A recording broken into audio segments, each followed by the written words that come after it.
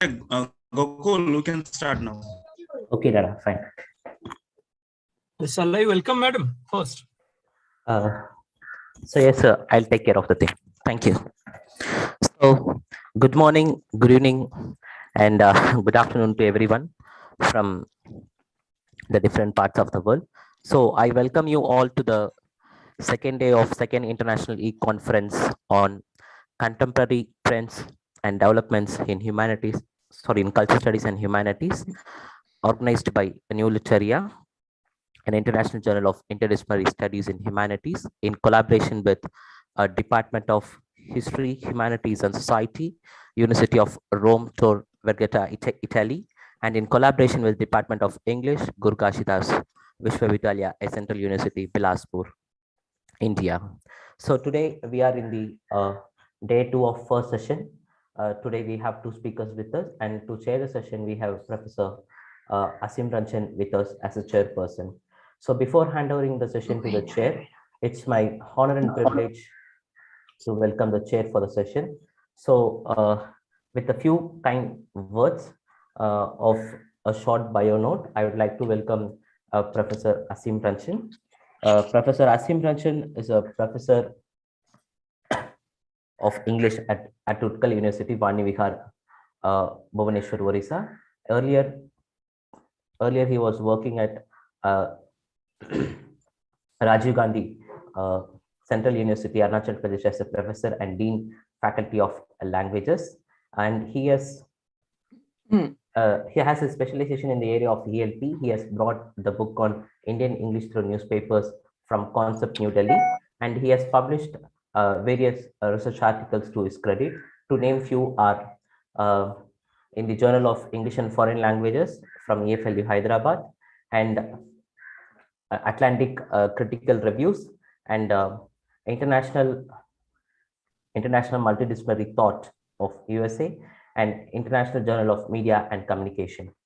So, and he's also now as administrative, and he's also now in the role of and coordinator of international office at the Utkal University, and he also did his postdoc from Indian Institute of Advanced Studies, Shimla. So with this short bio note, without any further ado, I request Professor Asim Ranjan to take over the session. Thank you. So the floor is yours. Yeah. Thank you, Gokul. Am I audible? Yes, sir, you're audible. Thank you so much, and I thank the organizers to have given me this opportunity to chair a session, a very brilliant session, I would say. Last time also I was chairing one session, but this time it's really a pleasure to see you organize international conferences almost every year with brilliant speakers. I'm very happy and delighted that I'm chairing 2 very specialized papers as plenary talks, one by Professor Firoza Jushawala on the Postcolonial Bildungsroman and language, and the other by Dr. Abhishek Parvi on memory and forgetting. I would just, without spending much time, since we have two papers and then we have 10 minutes for discussion. So I'll just start this session by welcoming Professor Firoza Jushawala by telling that post-colonial existence itself, or the text, whether it's the protagonist or the narrative, is always aged and entrenched in language, either the language of protest or the language which is discursive. And in such a context, this talk, the post-colonial Bildungsroman, which has become almost a kind of subgenre to the major genre of post-colonial theory, becomes really extremely important to look into. So I welcome Professor Firoza Jushawala to deliver a talk. Madam. Hi, everyone. I'm Firoza Jushawala. Thank you, Dr. Ranjan Parhi, for a very nice introduction. And I'm happy to know you are from Hyderabad, because you probably know I am a graduate of Osmania University.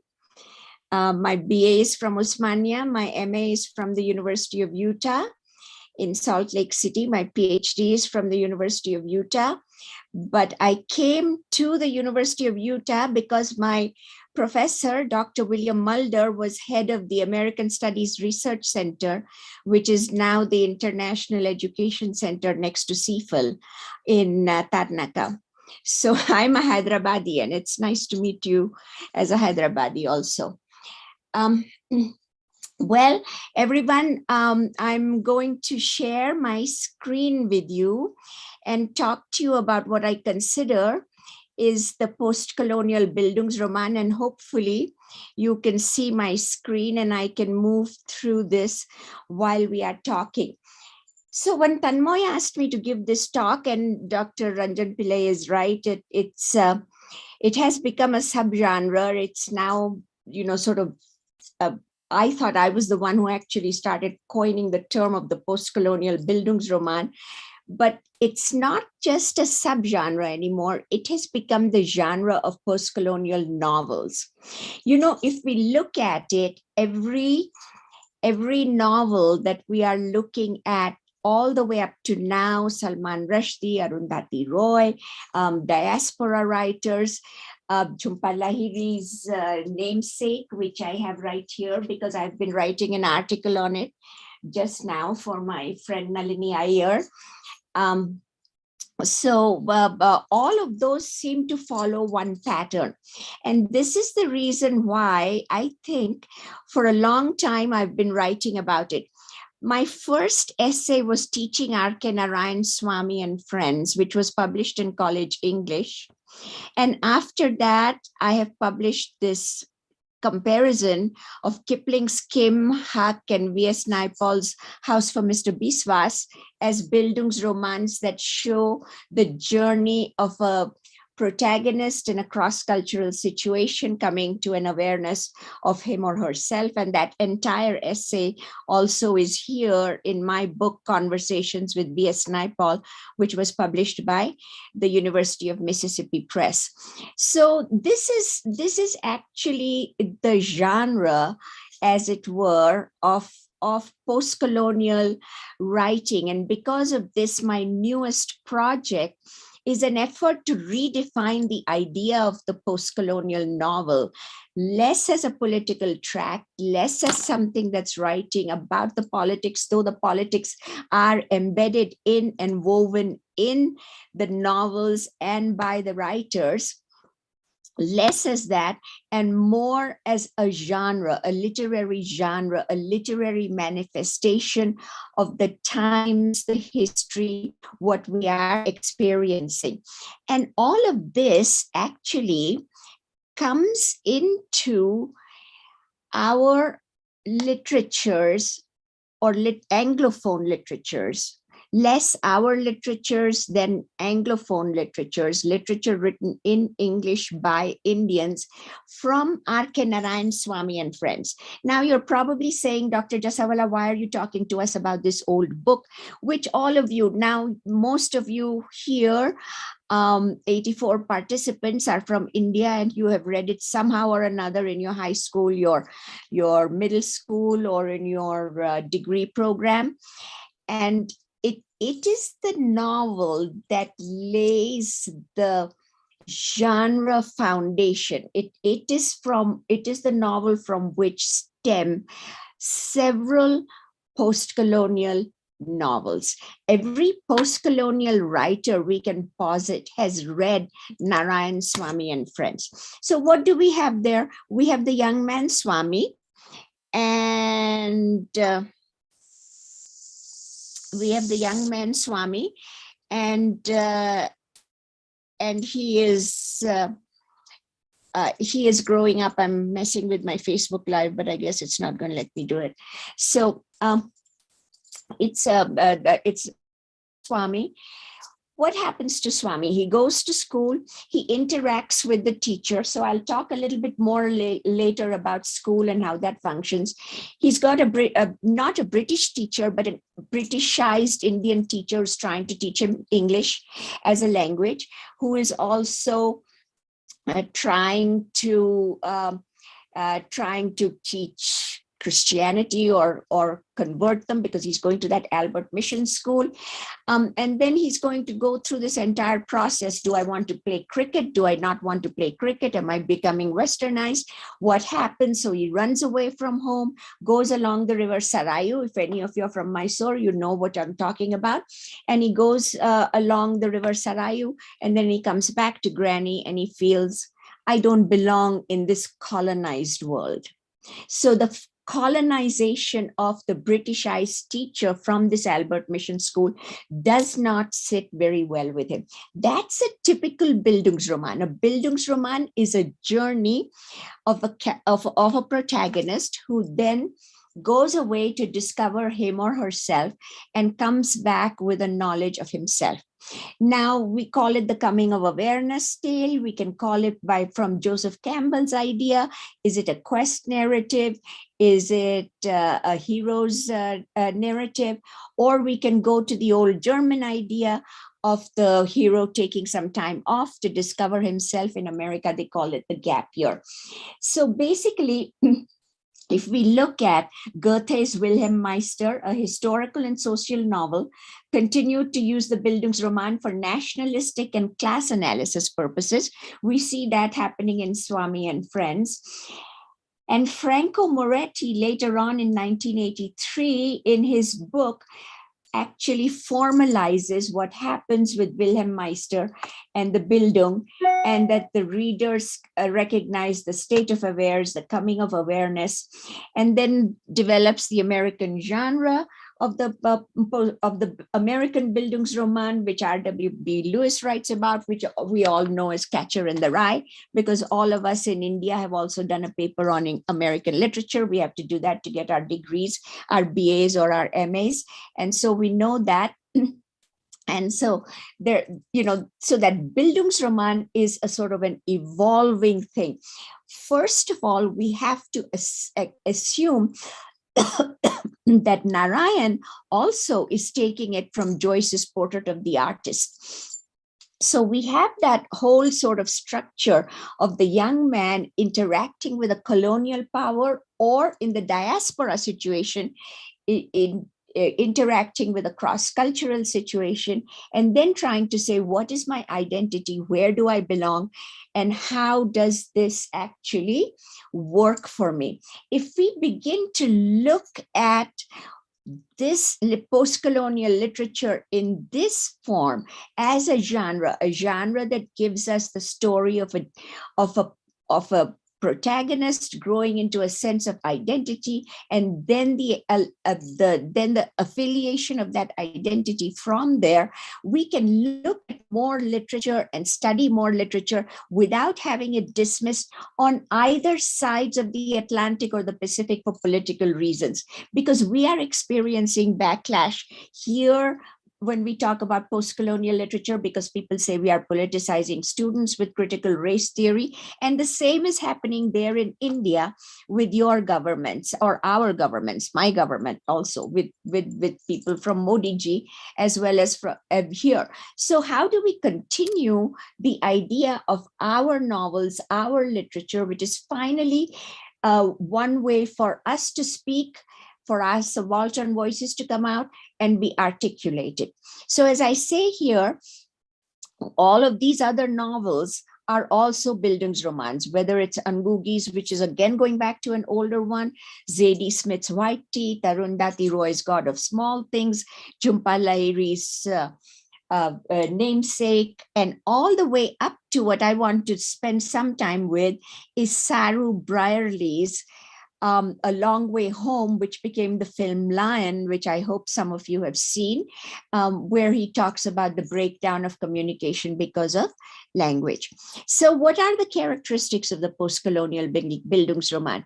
It's a young character growing up, interacting with a foreign or a colonizing culture, learning a language foreign to the hero or heroine, colonizing religion, resisting it, often Christianity, the inability to belong, undertaking a journey, a pilgrimage, a hero's journey, a quest journey, or just a travel journey, coming to a sense or knowledge of sense of belonging is one's culture, nation, religion. And this is basically the postcolonial Bildungsroman. However, let's take the first item, which is the item of language. So Gauri Vishwanathan, in her book on English education in India, has said that the English language was the tool for colonizing. Now, we can resist that by saying the English language gave us also the gift of communication. And this is where the Saru Brierley book, A Long Way Home, becomes very important, because how is it that that little character who is 5 years old gets lost in Bengal, in Calcutta, along the train stations and can't find his way home? That's because he doesn't speak a language other than the language that he was raised in. So village to village and train station to train station and train master to train master, he's not able to say where he came from, where his parents are, what happens to him. So he gets put in an orphanage and sent off to Australia. That is that breakdown of communication. But is that breakdown of communication an important thing to happen, or is it something that we should say should not have happened? We, of course, all of you are in India, so you know the Macaulay Minute 1832, the sun will not set on the British Empire if we teach everyone the English language. And this is this of course became our way of thinking, so that when we also had independence, we said, let's not go with the many language issue, but let's go with using the English language. So that happens. But if that is the case, how do we deal with the issue of language? So one clue to that is in, again, going back to an older text. My lecture today is to remind you of the wealth of what literatures we have had in terms of the novels, the fiction, even the theorization by the writers, as opposed to, jumping on some kind of a bandwagon of contemporary political, economic theorization. So I go back here to Raja Rao's Kantapura, also an older text. And you remember what Raja Rao said: one has to convey in a language that is not one's own the spirit that is one's own. One has to convey the various shades and omissions of a certain thought movement that looks maltreated in an alien language. I use the word alien, and yet English is really not an alien language to us.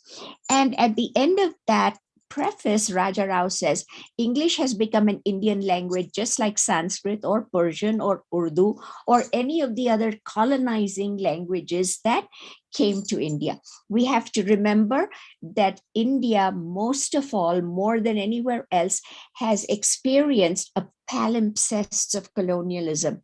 And out of our current mode of Hindutva, we have recognized, and this is not to reject, but to say, one after another, we had the Aryan colonization come down from Central Asia. We had the Mughals come down from Central Asia. We had the British come. So layer upon layer, we have had a language come. We have had a culture come. We have had a religion come. So we have to kind of make our way among these particular things and recognize that each one of them became us. You probably remember the old text, Mother India. Mother India absorbs everyone and everything, and we make it our own. And in our writing, and all the writers, particularly people like Salman Rushdie, as they experiment with the language, they change the language. We have made English our own language, and it has become our way of communicating. Now, this is not just our problem, right? It's also been the problem of African writers. Ngugi wa Thiong'o has written very eloquently about this in Decolonizing the Mind, where basically he says that unless we decolonize the mind, we are not going to be able to come to a true sense of awareness our identity. But we have to remember that Ngugi's project of decolonizing the mind and writing in Kikuyu and not translating in English failed, so that now Ngugi is selling blockbuster books written in English, right? So we have to think about that. But this was his original idea. Language as a communication and as a culture are the products of each other. Communication creates culture. Culture is a means of communication. Language carries culture. Culture carries, particularly through spoken word and literature, the entire body of values of which we perceive ourselves and our place in the world. So as an identity journey of the postcolonial Bildungsroman, language is probably the most important thing that we have to remember and think about. So again, this is not just our problem, but now shifting over to my locality here in the US Southwest, it is also the problem of the Chicano-Chicana writers, they call them Chicanx writers, who are also struggling with the issue of should they write in Spanish, should they write in English? And if they write in English, are they losing their sense of communication? Why do they want to hold on to Spanish? And I will quote here from my other book here, this one which you are seeing on the screen, Interviews with Writers from the Postcolonial World. I hope you can see the yellow book. Sandra Cisneros talks about it. She says, I just wanted to talk about people's fears of the English language and also why they want to keep their own language. The language is for a lot of people their link back to their culture. It meant that you were either going to get back eventually if you were an immigrant coming into the US, or coming back to your culture eventually if you were being colonized. That's why some people refuse to learn the English language, because they were assuming, as so many immigrants did, that there was a road back. And it is a frightening thing when you let go of language, because you let go of your tiny, thin string back home. This is how the Chicanos think of it. This is how we want to keep our connection to our language. And in our diaspora world, we also think of language as that thin string that connects us back to our home country. Otherwise, we are living in borderlands, in what Gloria Anzaldúa called borderlands, or that liminal space, or what Homi Bhabha calls the liminal space, where we have no identity one way or another. But we don't actually want to be in that kind of liminal space. We want to be in a sense of identity.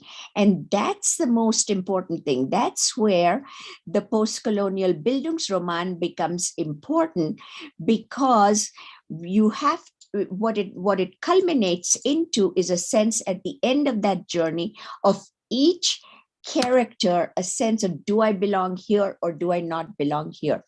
Two books that are exactly similar to Swami and Friends are Sandra Cisneros' House on Mango Street. And since Rebecca is here and likes Anaya's Bless Me Ultima so much, Bless Me Ultima has a book that has a character, Antonio, who's very similar. You would think that Anaya had read Swami, or that Narayan had read Joyce, or these three books sort of fall together and in some way or another depict the idea of the belonging or non-belonging in a particular kind of world. So can we consider these colonialist or post-colonialist? Let me come here. So I play with the idea of the word post-colonialism. Post with a hyphen, post without a hyphen. Now, why am I saying this? Yesterday, it was very interesting to listen to Professor Shantanu Das from Oxford, because he also, like me, went to the notion of saying post-colonialism is not just something that happened chronologically after the independence movements, but that we can use this term going back to World War I. Do you remember that discussion from last night where he raised the issue of can we look at things as far back as, say, Kipling's Kim or Twain's Huck Finn or I say here Conrad's Heart of Darkness, or since Professor Das's specialty is also D.H. Lawrence, like mine, which is very interesting. And he has written extensively on Lawrence's poems. Can we go back to Lawrence and also say that he is also post-colonial, or is there such a thing as post-colonial intent, or do we just say anti-colonial? Anti-colonial does not answer that for us, but the idea of post-colonial, post after the colonizers left, as a chronological term, as Ijaz Ahmad wants us to, because Ijaz Ahmad, you remember, got into the argument with Edward Said and said, well, we can't just use post-colonial without a date attached to it, so that in India it would be 46, 47, in Nigeria it would be something else, in Kenya it would be after Jomo Kenyatta. So how do we put these things together to define whether this Bildungsroman is actually post-colonial or not? Can I talk about Kipling's Kim as a post-colonial Bildungsroman because Kim has a great identity with India, wants to belong in India, rejects the British colonizer, rejects the regiment that his father was with, you know, and that's that. Can we do that? Can we go back anachronistically and talk about those texts before that? Is there a pattern, a genre that very specifically fits into this idea of what could be post-colonial? Now I could talk to you a little bit about the diaspora post-colonial Bildungsroman, because I've been thinking about and writing a great deal about Monica Ali's Brick Lane. I don't know how many of you know it. It's a Bangladeshi Bildungsroman set in Brick Lane, which is an area of London which actually used to be mostly British seamstresses and lace makers and so forth, but is now a Bangladeshi community. And there you have a man called Chanu who has brought a wife from Bangladesh, Nazneen, and she's trying to fit into the community there. And you have the two children, Shahana and Bibi, and it is their Bildungsroman. What happens when the transported, the translated, the immigrant is trying to find his or her way back into? So where do they belong and what happens to them? So in Monica Ali's Brick Lane, one of my favorite novels to teach, you have these two young South Asian people trying to make their way in Britain, in this particular area of Brick Lane. And, you know, to talk about it, actually, if you look at it, Brick Lane is very much ghettoized by the British. I mean, they've made it just a Bangladeshi community, and they keep away from it. And yet the people who are there are trying very hard to fit in. Chanu, the father who has come from Bangladesh, is trying very hard to be British. He came having studied Shakespeare. He felt that he should be recognized more, but the only job that he can get is that of a taxi driver. So you go through all of these things, but then there is the whole idea of school.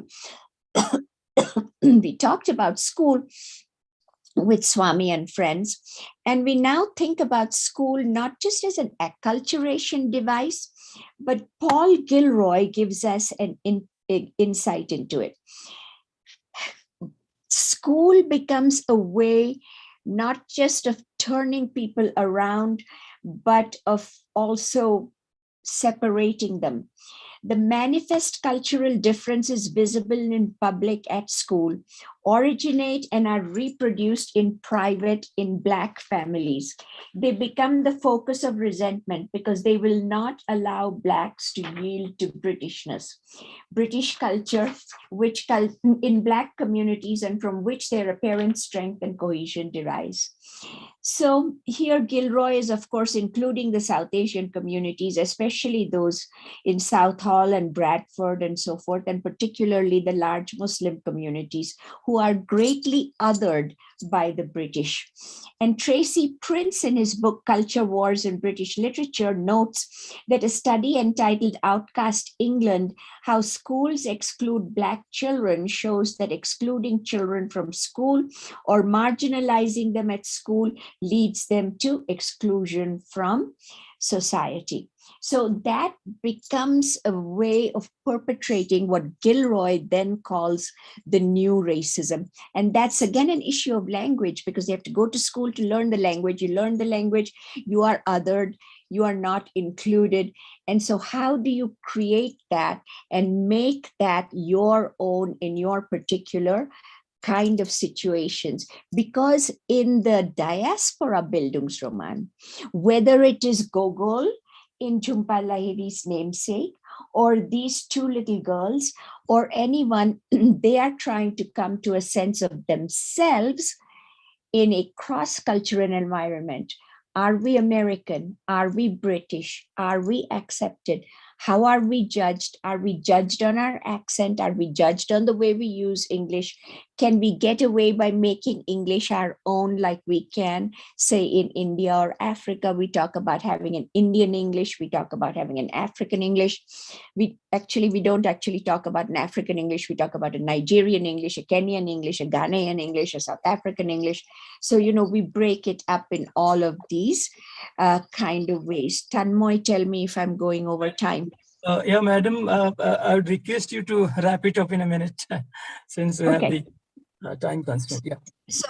So looking at all of these, how does a post-colonial character, a post-colonial individual, a post-colonial character, a post-colonial author make their way in the cross-cultural situation, either of colonization or of that cross-cultural situation of being an immigrant in a different part of the world. And that is what conflict arises from it and what awareness arises from it. And that aha phenomenon, a sense of belonging that then arises from it, is what leads to an awareness of either nationality, identity, and also of politics. So that's why it's very important to look at this genre of these particular novels and how they express or trace our own growing up, coming to an awareness, sense of being. And that's what is important about this particular genre. It encapsulates all. And believe me, even if you look at something like Satanic Verses or Midnight's Children, you will see the exact pattern of the Bildungsroman being repeated from text to text to text. And, we can say it comes from Joyce to Narayan. Narayan, of course, in his memoir has credited many of the people that he read. Joyce, Dickens mostly. He talks mostly about Dickens, but where this particular education brings it to us. Now, here's a challenge for us. At this time, when India is facing Hindutva, can we go back into our myths? Now, can we go back into our myths and say, what Bildungsromans do we have in our myths? What can we find in the Gita? What can we find in the Mahabharata? What is the kind of awareness that Arjuna brings Krishna to? And if we start making those connections, then we can start asking how much this genre is part of our culture, rooted in the soil of India. And that is not to exclude the Muslim culture that we have said perhaps came in as another colonizing culture, but it has become one with us. We have taken all these various colonizers, all layer upon colonization, and made them our own. And that is the classic of India. That is Mother India. That is Bharat Mata.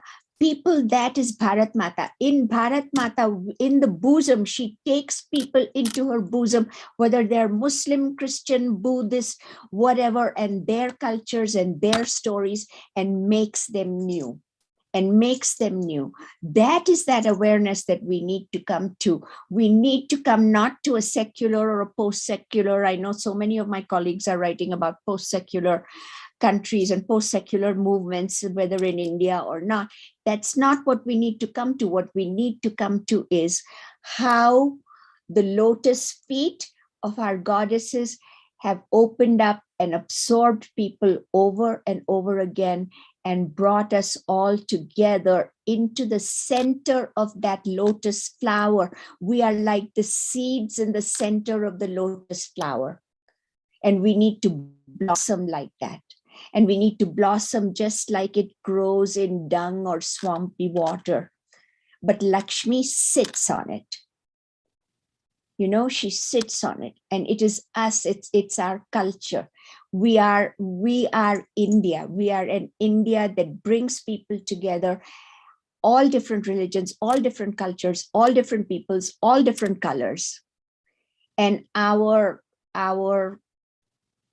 myths represent that. Our myths represent our depictions of the Ramayana, the Bhagavad Gita, the Mahabharata. All of those depict and show how colorful we can be. And we continue to be and should be colorful, absorbing everyone. Like as a Parsi, I would say, like milk mixes with sugar, sugar mixes with milk. I am a Parsi, and Parsi said, like milk mixes with sugar and sugar mixes with milk. So that should be our way forward as post-colonial literature teachers. Thank you for listening to me. Thank you, madam. Thank you for a comprehensive lecture. What stands out for me is the way you gave the evidence of Bildungsroman becoming a genre and a kind of artistic tool rather than a subgenre. And regarding the conclusion, I would also like to say that I feel India has been always accommodative, and it's also accommodative at the right time sometimes, because we shy away from the other reality, the other forms of fundamentalism. Probably other problems crop up, and I'm very sure in order to really make a very syncretic society to work, we have to also look for both forms of fundamentalism, whether it is Islamist or Hindu. And I don't think India probably is, or the Indian populace is going to accept any form of superiority. It has been ingrained in our culture in that way. Maybe we'll be discussing that during our question answer session. I welcome our second panelist, Dr. Abhishek Parui, to another very fascinating lecture on memory and forgetting, the forms of memory and forgetting in fiction. And it's very interesting to find how he asserts that forgetting is also a part of memory. And he would be talking about certain fictional forms, how such a kind of trope really happens. I welcome Dr. Parvi. I'm sorry, probably you may be having around 20 to 25 minutes, but I'm sure you'll bear with that. Thank you. Yeah, thank you very much. Am I audible to everyone? Can you all hear me properly? Is my microphone working? Yeah, thank you very much. So I start by thanking the organizers, especially Dr. Kundu, for inviting me to what has been a fascinating conference. And I thank Professor Juswala for a fascinating talk. I think I learned a lot from it. And I was particularly interested. My takeaway from her session, I mean, there are several takeaways, but my primary takeaway was to look at the notion of the Bildungsroman, not just as a political journey, but also as a cognitive journey. And this is why I come in memory studies. It's a maturation narrative. And maturation obviously happens in an embedded neural psychological way, and also in a more extended inactive social way. So there is that loop-like quality about Bildungsroman, I think, which is really fascinating, especially for us students of memory studies. And I was also really interested in the way she was redefining the post-colonial, not strictly as a temporal category, but also as an intent category. I thought it was fascinating, because even if we take a look at Joyce, I mean, he keeps cropping up in post-colonial studies, doesn't he? Despite this white Irishness, he keeps cropping up as a post-colonial writer, as a reader should. And if you take a look at something like Ulysses or even Finnegan's Wake, what occurs in these novels is essentially a deconstruction of the imperialist narrative technique, and he offers a new technique entirely. So again, we're looking at style and intent as major and pretty interesting post-colonial categories. And I think that's a really interesting way to look at that domain. So I will take off from where Professor Jusawala ended in terms of looking at the Bildungsroman, and I'll try to connect that to what I want to speak on in terms of memory and forgetting, and how does fiction come into play in this interplay, shall we say, between memory and forgetting. And as was correctly pointed out by Professor Ranjan, I'm very happy to be chaired by him, looking at memory and remembering and forgetting not necessarily as ontological opposites, but as connected categories, cognitively connected categories, politically connected categories, and of course, discursively connected categories. And so in this very brief session, I will just finish in 20 minutes, if I may.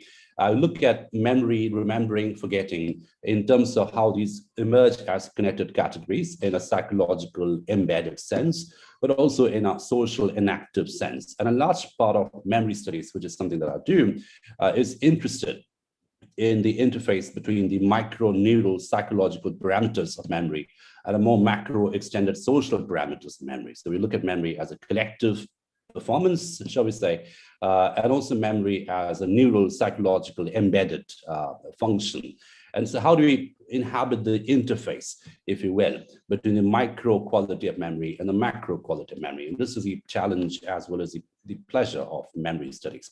Now, as was very correctly pointed out by the chairperson, we look at forgetting, and we should look at forgetting as a very important activity. So my starting point in this lecture, I don't have a PPT, so I'll just speak. My starting point in this session is to look at forgetting as not necessarily a passive process, something that happens to the brain, something that happens collectively, but also looking at forgetting as an active, manipulative process, a productive process, so forgetting as an act of production. So is it possible to produce forgetting? Is it possible to produce amnesia at a collective level? There are several examples of it historically, across cultures. So, is it possible to produce erasure? Is it possible to erase something from collective memory through a process of intervention? So we're looking at forgetting as an act of intervention rather than an act of consumption, which is something that we normally consider that to be. Now, the moment we start defining forgetting this way as something which can be produced, something which can be maneuvered, textually, instrumentally, ideologically, affectively, so we begin to notice how forgetting is not an innocent activity, but rather forgetting can be a profoundly political activity. Forgetting can be a manipulative activity. Forgetting can be, an act of maneuver in terms of how you make people forget, how you make a generation forget.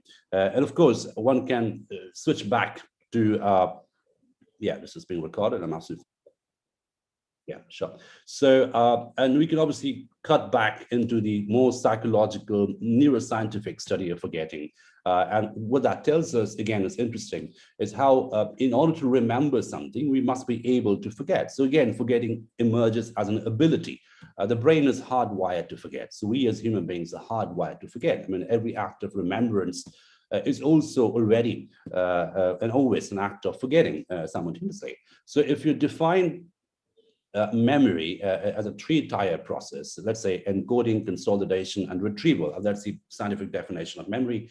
You encode information which become neural patterns in the brain, we call it engrams sometimes, and then you consolidate that, and depending on the strength of consolidation, it may or may not become short or long memory, long-term memory, and then you retrieve it. So this is a three-tier process, the way it occurs in the brain. Now, interestingly, and this is why we find fiction so interesting, we can find a very similar structure operative even in collective memory in terms of how even collectives or generations or certain cultures encode information.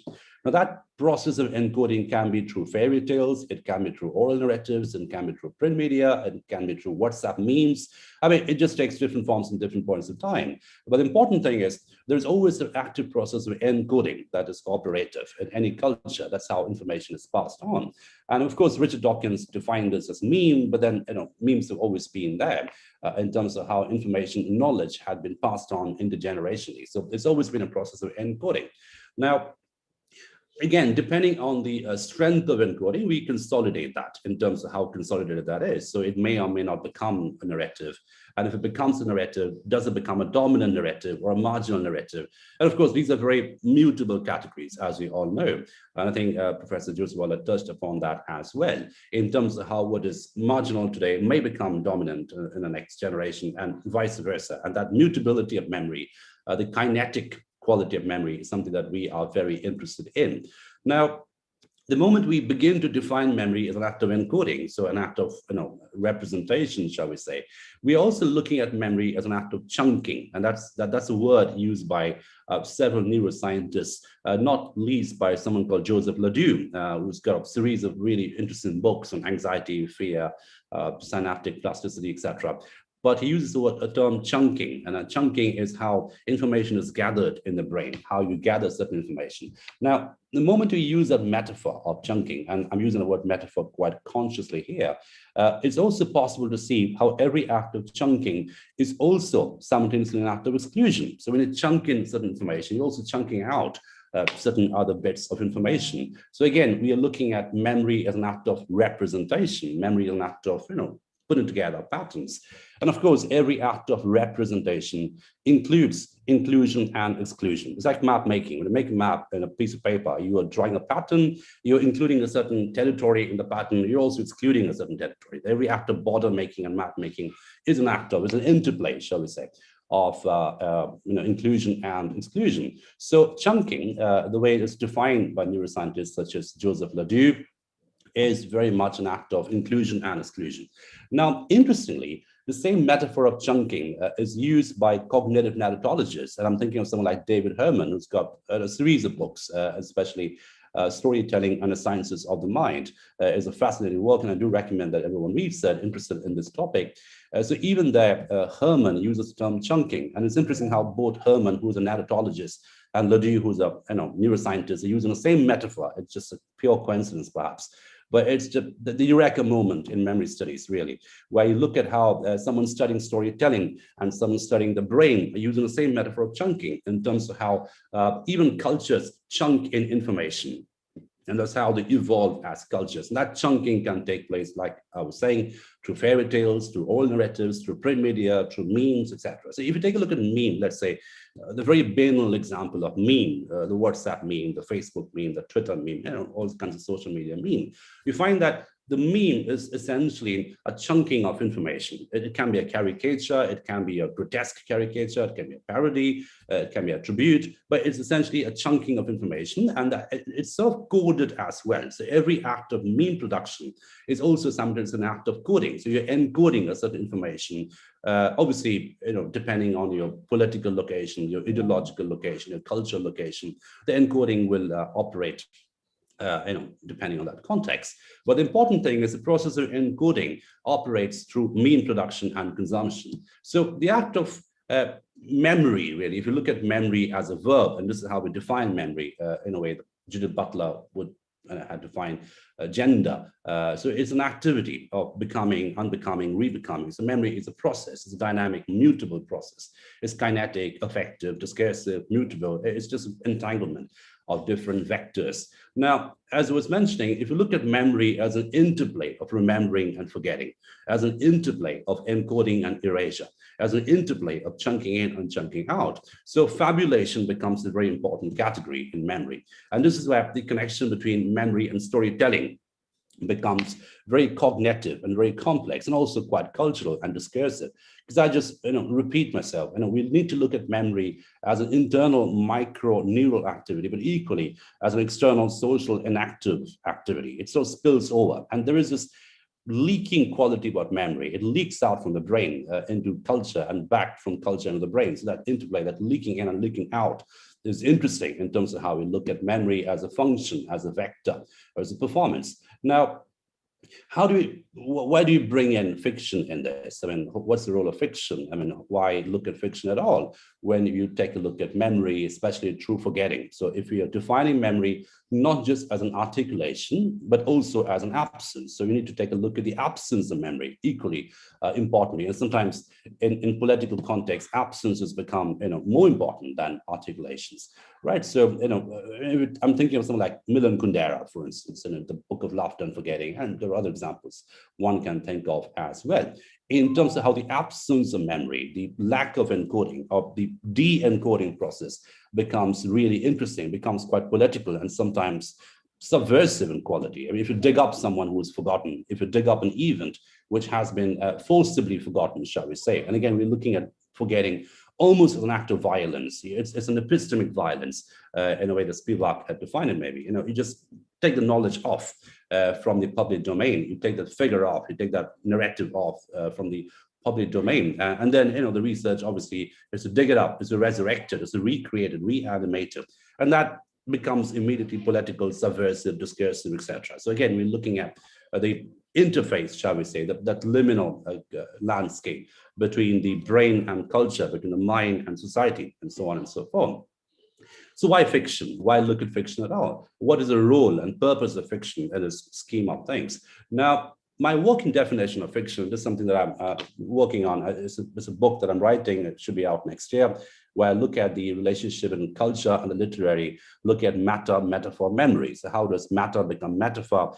How do you define metaphor? Metaphor is some kind of a privileged semantic process. It's some kind of a semantic mapping. It's a process of encoding. You encode matter into metaphor, and how does it enter memory, collective memory as well as private memory? So fiction may be defined in this discourse as a play between reality and possibility, as a play between what really happened or what really is happening, and you combine that with what may happen or may not happen, what could have happened, what should have happened. So you sort of give this cognitive combination, as it were, between reality and possibility, between what really took place, historical materiality, and the different possibilities that may or may not emerge from that political context. And this is why fiction obviously is more subversive, because it talks about not just what really happens or did happen, but also what could have happened, what should have happened. And this combination can be potentially subversive in quality. And that's why, and I was just speaking in a session the other day when I mentioned that it's interesting how works of fiction get banned more often than history books. Because if you look at it logically, why ban a book of fiction? It doesn't claim to be true. So what is it about the medium of fiction that makes it interesting and subversive immediately? And this is where it really comes in very handy in memory studies. And that's why people like us, who are essentially students of literature, we find ourselves increasingly interested in memory studies, and we find ourselves increasingly collaborating with people working on, brain science, XR, augmented reality, etc. So if you look at fiction as a medium, and I was having a discussion with someone the other day where I defined fiction as one of the first examples of animated and augmented reality. And if you look at augmented reality, it's a stylization of reality. You take reality as it is and you stylize it, you defamiliarize it. And that's where, you look at VR, XR, AR, so all these fancy things happening today are essentially a stylization of reality. Fiction was there first. So I say, fiction has always been doing that. If you look at the novel, you go as far back as Tristan Shandy, it is stylizing reality. Don Quixote is stylizing reality. It's defamiliarizing reality. So in a way, it's producing possibilities. It's inhabiting the territory between presence and absence, between fact and fabulation, between memory and forgetting, between production and disappearance, right? So that liminal territory, that hauntological territory, that spectrality about fiction is interesting. It is something which is there as well as not there. It is fact as well as fabulation, is fact as well as fantasy. And this interplay is interesting. And that interplay is something which makes it immediately interesting in the context of memory studies. Excuse me. And the other thing that fiction is very good at doing is to accommodate an articulate ambivalence. If you look at ambivalence as a cognitive category, if you look at ambivalence as an epistemic category, as a process whereby, it becomes non-dualistic. So, both valences, both valences can be simultaneously present and articulated. And if fiction is a medium which can do that very well, then obviously we're looking at that as a perfect medium to articulate presence and absence, between memory and forgetting, between fact and fabulation, between encoding and erasure. And, if you take a look at not just a postmodern unreliable narration, which becomes this obvious example, but also classic realism. I mean, go back to good old, let's say, Robinson Crusoe. I'm just choosing a staggeringly boring novel deliberately. If we take a look at Crusoe, it's the imperial novel, it's the white man's fantasy of going to an island and territorializing it, taking over, having a plantation, and so on and so forth. And of course, coming back with a huge capital and then setting out on a voyage again. Now, if you take a look at Robinson Crusoe, which is a very deliberately chosen classic realist narrative, I'm just going to wrap it up in a minute or two, if that's okay with the organizers. Can I have 2 more minutes, if that's okay? Can I take 2 more minutes? Sure.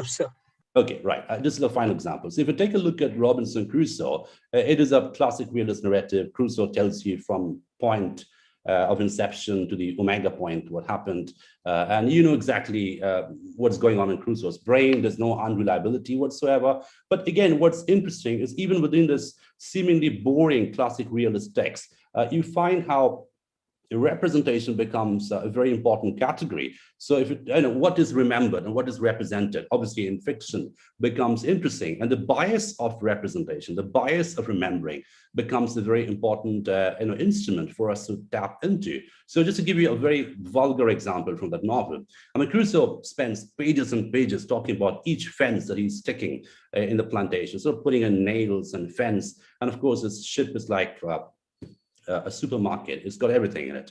Before it sinks, it just supplies them with endless gunpowder and endless food. It's just wonderful, right? You just walk into a supermarket and pick whatever you want without a credit card, really. So he takes everything from the ship, brings it back to the island, sets up a plantation, and he has pages and pages of staggeringly boring description of the fence that he's taking into. And all that's fine. But interestingly, when he comes back to England, I think it comes back to York, I think, and then just one half sentence, and I kid you not, if you look it up again, it's just one half sentence where he says, oh, by the way, I got married, my wife produced 4 sons, and then she died, right? And that's it. The woman just comes, produces more imperial males, and disappears from the novel. So we have fences being described for pages, for 4 pages, and he remembers that perfectly, like graphic, boring, viscerally boring description of each fence, each nail getting into it, etc. And we can do a symbolic reading of the price figure. That's a different discourse. But the woman in Crusoe's novel, there are 2 women actually. There's an aunt who supplies him with some capital to go out, and then the woman that he comes back marries is a progenitor of more male imperialists, and then she completely disappears from the landscape and from the novel. So it's possible to do a metafictional reading of that too.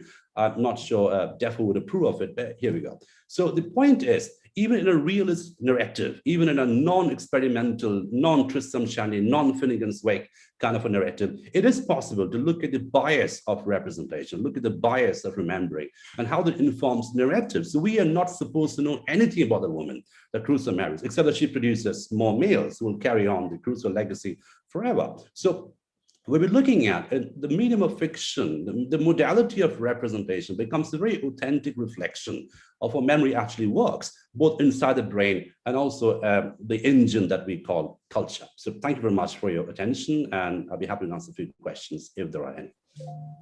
Thank you, Dr. Abhishek, for clearing airs of a kind of a very new area that we all were really curious about to hear you.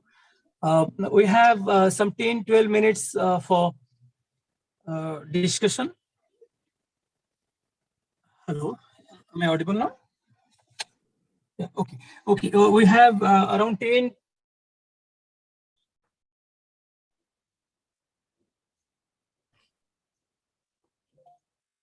I think you're not audible, Professor Parhi.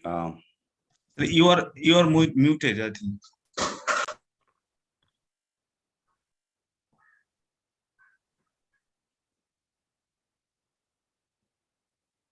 No, you are unmuted, but I still can't hear you. I'm not sure.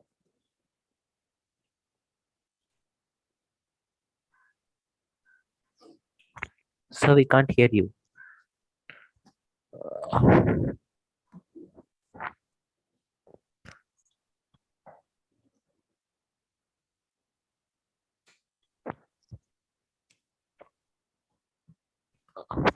Sir, you're not audible, sir.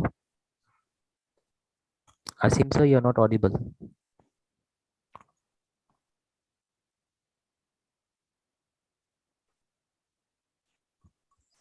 Sir, you please leave the room, then again join. So I think the problem can be solved that way.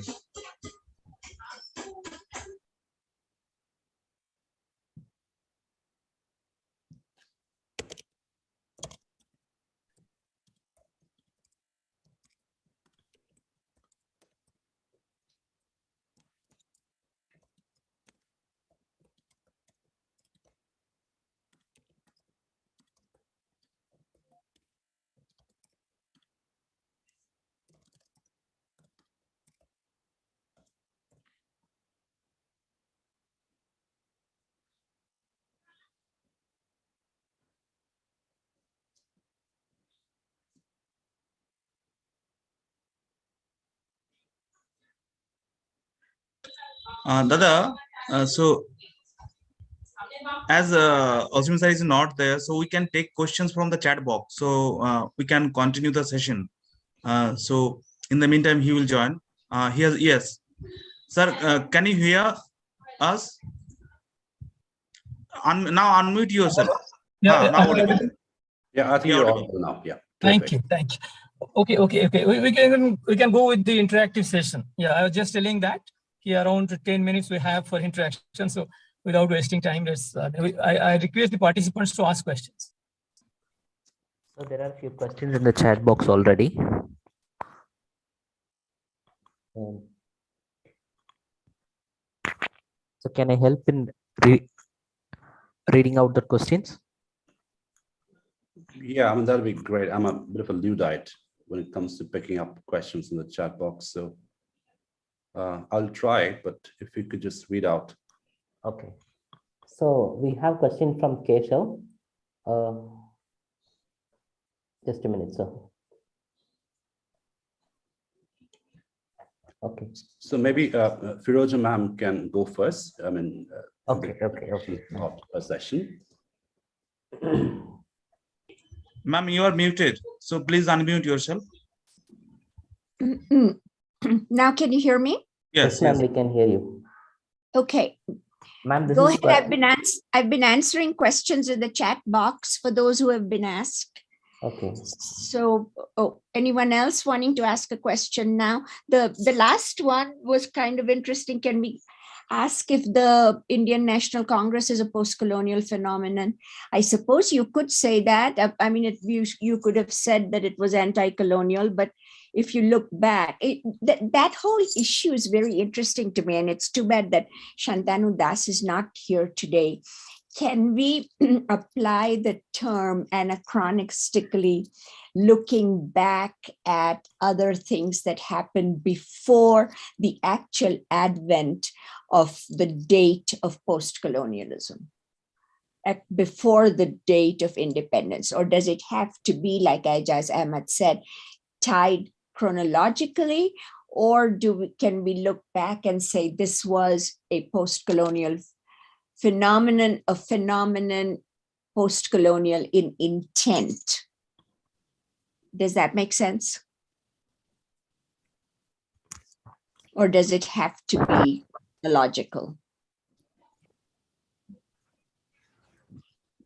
The issue of Kim, however, is very difficult for me. Right now, it's not politically correct, and I don't know. I would like to be able to deal with World War I, pre-World War II texts to see how much they can be classified as post-colonial or not.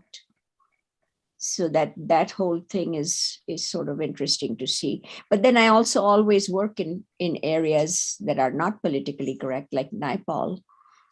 And my whole introduction to Conversations with V.S. Naipaul takes on the discussion with Edward Said about whether Naipaul was colonialist or post-colonial. Thank you, ma'am. Thanks a lot. So we have question for Dr. Abhishek Purvi, sir. Yeah. So the presence and absence of memory, private and collective, whether it is instrumental in not only identity formation, but also in mutation and deformation of sorts. Yes, yes. I mean, it's an excellent question. And I think I completely agree. I mean, in terms of how it's not just about identity, because that's one of the dangers. I mean, it's a strong word, but one of the risks in memory studies that we just become too tied to identity politics, too tied to identity formations and the study of that. But it's actually broader than that in a certain sense. It's also about the mutation and deformation, not just of identity, but also about spatiality. I mean, think of how memory at a collective level can be mutated at a very spatial geographical way. I mean, changing street names, I mean, changing building names. And again, that connects very interestingly to Professor Jusawala's notion of the postcolonial. I mean, how do you sort of try to claim back some original identity by going back to an earlier name? And that is obviously some kind of a manipulation of memory in terms of how you try to bring back a certain discourse of memory and then try to sideline something else as well. So it is very much about mutation and deformation. And this is why the kinetic quality of memory becomes interesting, not just in a psychological sense, but also in a cultural and active sense. Okay, sir. Due to time constraint, we are just having only one more question in the session. So Pragyan Behera asks, thank you for the interesting talk. Literary genres like adaptations and retellings of classic text to a great extent try to change the collective and cultural memories, but the original text still exists and the readers are still exposed to them. Between the original text and the and the retelling, how do you think that the memory operates? Yeah, I mean, again, it's an excellent question. Thank you for that. And I can give a very technical answer to that. I mean, in terms of how memory operates in the brain, and again, Joseph Ledoux is a very good case study. So he looks at, as a very good figure to study this. He looks at memory as an act of reconstruction.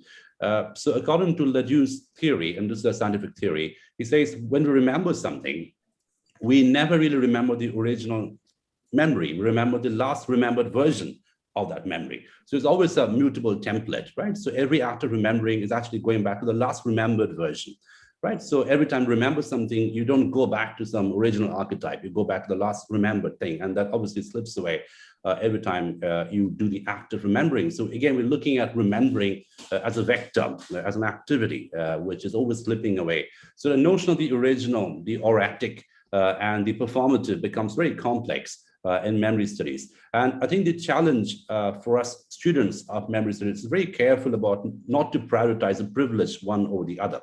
Because at the end of the day, we're looking at representation, and it's an endless play of representation. And that acceptance and celebration of representation, which is what Professor Jusawala was also mentioning towards the end of a fascinating talk. I mean, let representation be all, really. I mean, that will be my final statement on memory. It's all about representation. Let's just accept and celebrate it. Thank you. Thank you so much. So due to the time constraints, we end the Q&A here. So Professor Asim, sir, any last words from you, sir, to conclude the session? I would like to thank our two extremely learned panelists for very special talks. I mean, these are in specialized areas. We all are enlightened by Professor Jusawala's idea of Bildungsroman and putting it as a special genre. And he has been working on that. And Dr.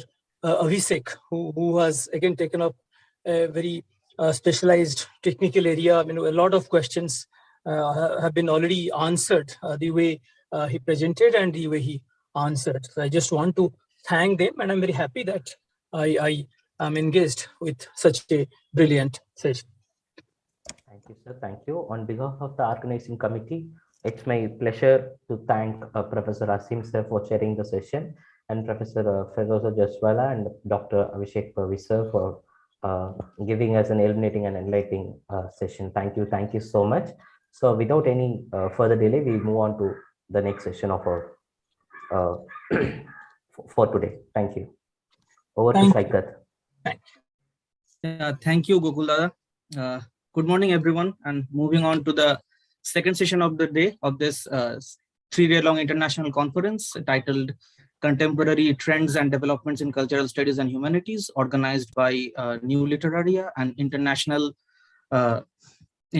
Journal of Interdisciplinary Studies in Humanities, in collaboration with Department of History, Humanities and Society, University of Rome, and Guru Ghazidas University, Bilaspur. It gives me immense pleasure to introduce our respected chair, Professor Chandrakant Langre. Dr. Langre is an associate professor of Shivaji University, Kolhapur. He has presented paper on the early films of Shyam Benegal at Northeast Modern Language Association conference organized by University at Buffalo, New York, and Johns Hopkins University, Baltimore, Maryland in 2017. He has delivered a special invited talk on Shyam Benegal's Ankur and Nishant at IIT Roorkee in 2020. He also has delivered lectures on film and literature at UGC refreshers courses at Kumaon University, Nainital, Goa University, Panjim, and Sambalpur University. He has worked as a resource person at National Seminar on Film Studies organized by Kaktiya University, Warangal. He has edited 2 books on Mahatma Gandhi entitled Reflections on Mahatma Gandhi, The Global Perspectives, Rethinking Mahatma Gandhi, The Global Appraisal with Professor Terry Beadsell, Director, Mahatma Gandhi Center for Global Nonviolence, James Madison University, Virginia, US. The books were recently launched by James Madison University in the presence of Professor Lord Vikhu Parekh, London, and Mr. Tushar Gandhi. Sir, we are aware that it is your birthday today, so a very happy birthday to you from our whole team. Now the platform is all yours. Thank you very much. Am I audible to all? At Yes, the very outset, I acknowledge sincere thanks for inviting me to chair this session. I don't know how dim fit I am for the introduction, but thank you for this nice introduction. Without much ado, I would like to just relate the things. We have 2 speakers in this session. First of all, I would like to invite Dr. Pinky Isha. I would like to make a brief introduction of her. Dr. Pinky Isha teaches English at Ravindra Bharati University, Kolkata.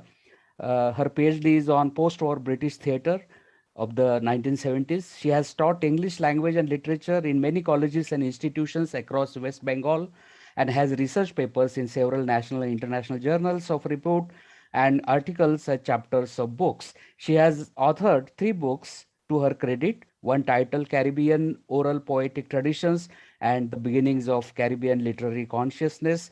Avaga Press published it. The second book titled Harold Pinter's Plays, an interpretative approach through art and tenets of psychoanalysis. Platinum published this book, and a book on poetry written by herself and illustrated by her late father titled When They Bloomed. Blossom Books published this book. Her special areas of interest include transcontinental tribal art, folkloric studies, performance studies, and literature of Commonwealth. In fact, I'm very happy to look at the title of her paper, which is very conforming to the presidential theme of this conference, because we have been talking about the issues, cultural studies, issues of cultural studies and of humanities, and especially our perspective is very global. And in fact, this is a very fitting one, I would say. And may I now request Pinky Usha to make her deliberations. The title of her deliberations is Voice and Agency of Women in the Works of Select Middle Eastern Women Writers, A Bird's Eye View. Dr. Pinky Isha, the floor is yours. Thank you, Professor Langare, for that beautiful introduction. I'm honored to be invited to this conference.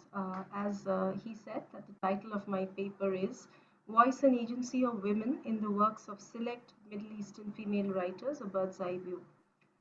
Even before I start my paper, sir, I would like to say that I have written this paper in the manner of observations, and I have put forth a few questions which are very pertinent in today's war-ravaged world, where countries are fighting against each other. And what is the position of women? How do women look at themselves, and how men look at women, and how women are perceived by the society as a whole through the writings of 2 feminist female writers. One is a Lebanese writer, Hanan al-Sheikh, and the other one is an Egyptian activist writer, who is, we all have heard her name, Nawal El Sadawi. So I'll begin my paper right away. Thank you so much. 20th century Middle Eastern literature today fuses traditions from Arabic, Persian, and Turkish literary sources and incorporates in its very fabric a long and shared religious, cultural, and political history.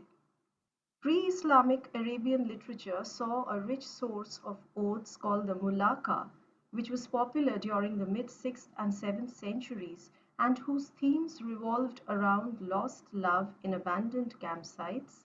Even the qasida or the panegyric odes of petition or praise to a patron, king, or nobleman enjoyed popularity well into the 20th century.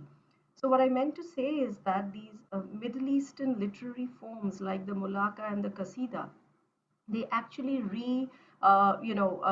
regenerated themselves and continued well into our 20th and 21st centuries.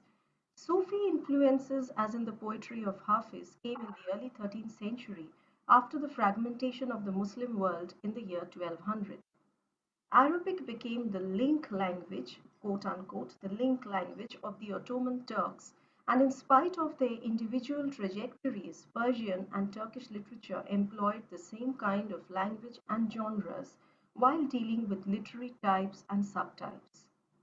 During the Abbasid period, mid-8th to the mid-13th century, poetry remained the dominant literary form of expression, though prose developed as a medium for administrative purposes under bureaucrats. Important prose writers like Ibn Muqaffa and Al-Jahiz are a few names to reckon with. So we see there was prose, but prose was used for official purposes. Poetry was the dominant literary genre. And in the year 1000, that is in the early 11th century, there was the birth of folk literature, which emerged with the collection of string stories, as in 1001 Nights. A very interesting feature that I would like to mention here is when these folk stories evolved in Persia and in the Arabian Peninsula, they incorporated and drew upon folklore from Arabic, Persian, as well as Indian sources. There was a rich maritime trade between India and the Persian Gulf and cities and countries across, Africa.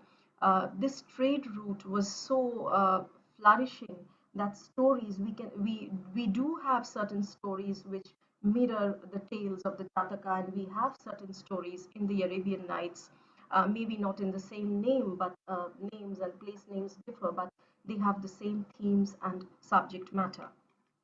Since the area of my paper is the novel, I would talk about the novel proper.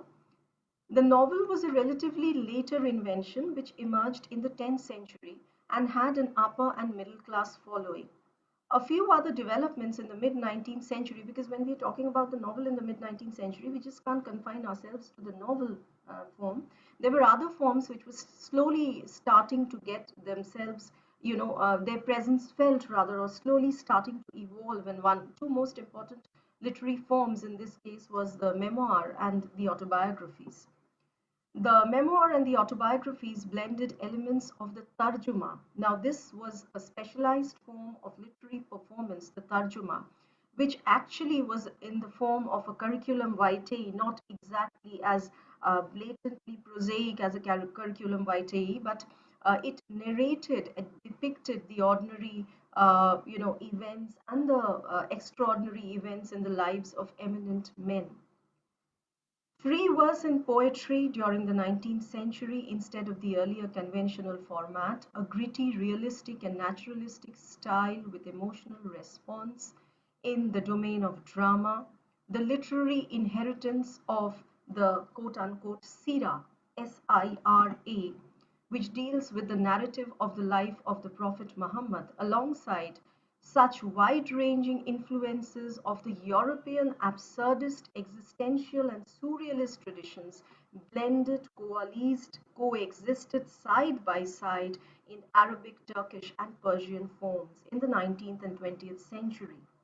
Now, it is so very, very strange that when we talk about the absurdist tradition in literature, we think about the European models, but we have to keep in mind that the European influences in drama in the novel also permeated the Arabian Peninsula, and one would be surprised really to see that there were a group of Persian exile writers who moved away from Persia later on because there was the military coup and there was other political developments which did not allow free publication of their works.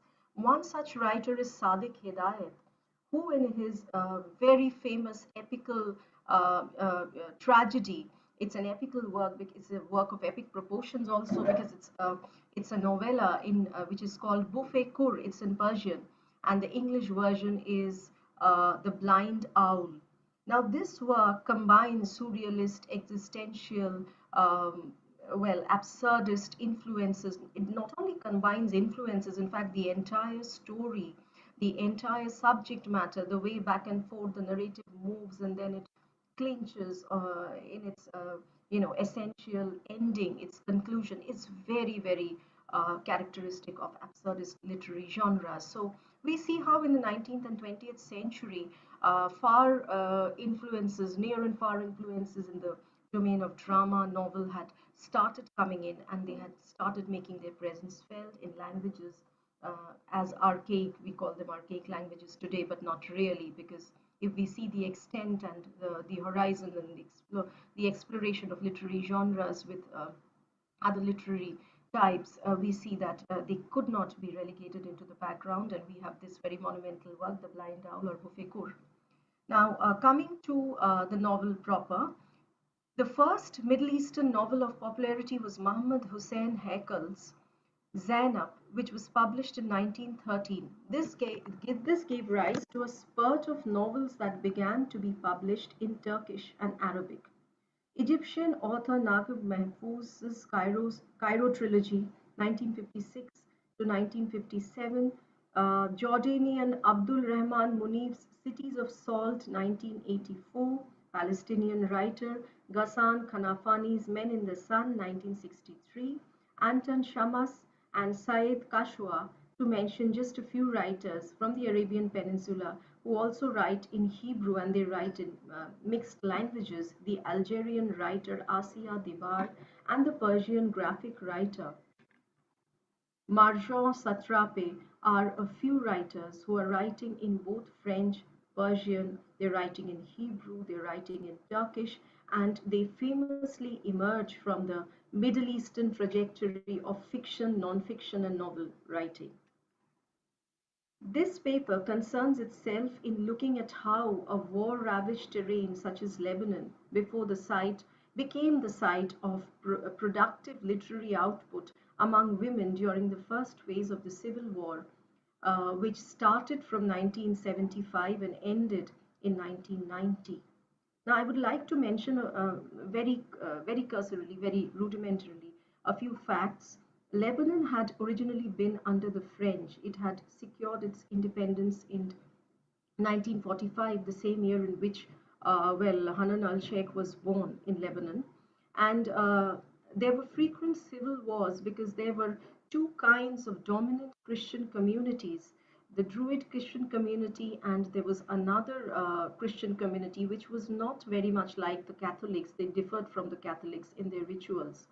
There was a minuscule population of the Protestant community among the Christians as well. Apart from this, there was the Shiite and the Sunni Muslims who reigned the region, and a combination of these three communities actually comprised Lebanon's population, and there were constant civil wars in the country because there was no adequate representation of these communities in the government. So the first civil war in 1958 didn't last very long, but the longest civil war that we could reckon with in Lebanon started in the year 1975 and continued right up till 1990. But the first 6 years of the Civil War, from 1975 to 1982, were the time, 6 to 7 years. This was the beginning, the first 6 years of the Civil War. This was the time when, there was no Israeli occupation of Lebanon. The Israelis had moved and they had occupied Lebanon after 1982. So in that period, you see, there was a group of women writers who were called the Beirut Decentrists. And these women writers, they were writing novels, short stories, and poetry, all related to the war and its effect on contemporary society. Hanan al-Sheikh, who belonged to this group, shared some common features with other women writers like Emily Nasrallah, Claire Gebeli, Ghada Saman, and Itel Adnan. Their writings are a sharp contrast to writings by men who looked upon the revolution as something justifiable in order to usher a new millennium. The violence perpetrated by armies of the various political and religious subgroups are practically ignored, perhaps even overlooked in the light of larger goals that the war might pronounce. And this precisely was what was judged by the women writers, the feminist writers, as inhuman and insane, extremely inhuman and extremely insane, because uh, there was a rising class of mature men who were dangerously insensitive, rapacious, cunningly deviant and bestial, even devoid of logic and any kind of fair play, whether in their personal lives or at the war front. And these Beirut decentrists, as they were called, quote unquote, Beirut decentrists, were a couple of women writers who, through their writings, and Hanan al-Sheikh and Nawal el-Zawadi, Nawal el you see, Sadavi actually is concentrating on these, themes and issues which the women, the elder generation of the more, passive people who had not faced the civil war so much, and also the generation of the younger men who are growing up seeing their fathers, their uncles, how would they take it? How would they inculcate such values? What was there any value in this war ravaged terrain was something which these women questioned. Was there any values left in the institution of the family, in the institution of marriage, in the institution of the country? What was nationalism? They also talked about nationalism. These women writers, they kind of believed in a humanistic nationalism, which was like nurturing the country like a mother nurtures a child. So what was this, how was this humanistic, humanistic nationalism different from any other nationalism as a brand? And these are the questions that we have to, delve into when we talk about these novels by these writers. And the works, I'll just briefly tell the story line. It's not the storyline at all, but it's the major influences that we come across in the works, in two important works by these two important writers. The works of Hanan al-Sheikh and Ghada Saman deal with women's peculiar experiences during the Lebanese civil war.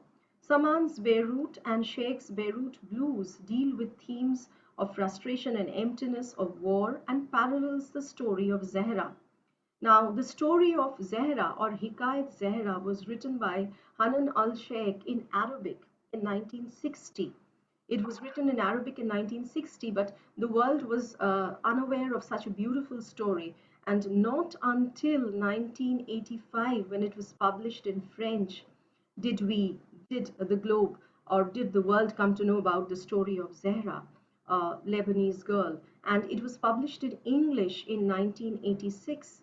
So with the publication in French and English, you see the story of Zehra became very popular. And though it was not published in Lebanon for quite a long time, there were mixed reviews, there were hostile reviews, but the West took the story of Zehra to an unprecedented scale, and it received very positive reviews. In the story of Zehra, Zehra is an unconventional heroine because of her ugly, pimpled face that she pecks occasionally at, making it uglier to look at each time. She is a witness to her mother's lascivious and secret meetings, and is also an object of male domination because she is molested and raped by her acquaintances, both by her peers and her family members. Zahra's body, quintessentially, and this is a beautiful, comparison that Hanan al-Sheikh makes. Zahra's body quintessentially parallels Lebanon itself, the site of resistance, trauma, denial, and rape.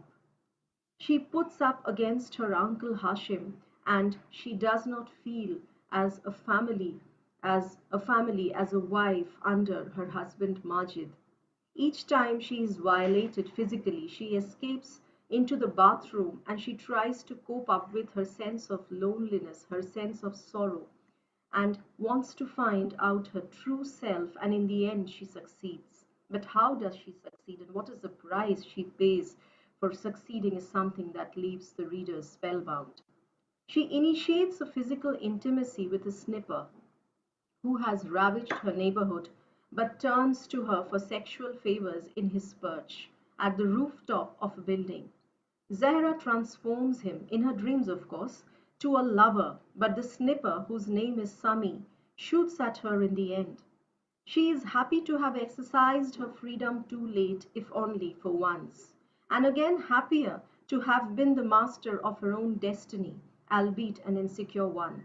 The pregnant Zahra dies in her final moments of revelation, uttering her last pathetic words that her child will never be born, that the bed sheets are still crumpled and warm from the warmth of her body, and that she can hear her voice trail off with the sharp pain that takes her life away, until the narrator's voice catches up with her final uncomplaining farewell.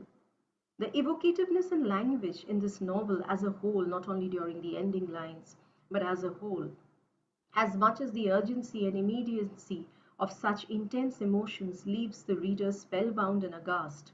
What the novel explores is not the righteousness of what Zahra has done, or the righteousness or the ethical, the ethical framework in which Zahra operates, but the boldness with which she, being a Muslim woman, takes life as it comes and lives up to its demands to the fullest.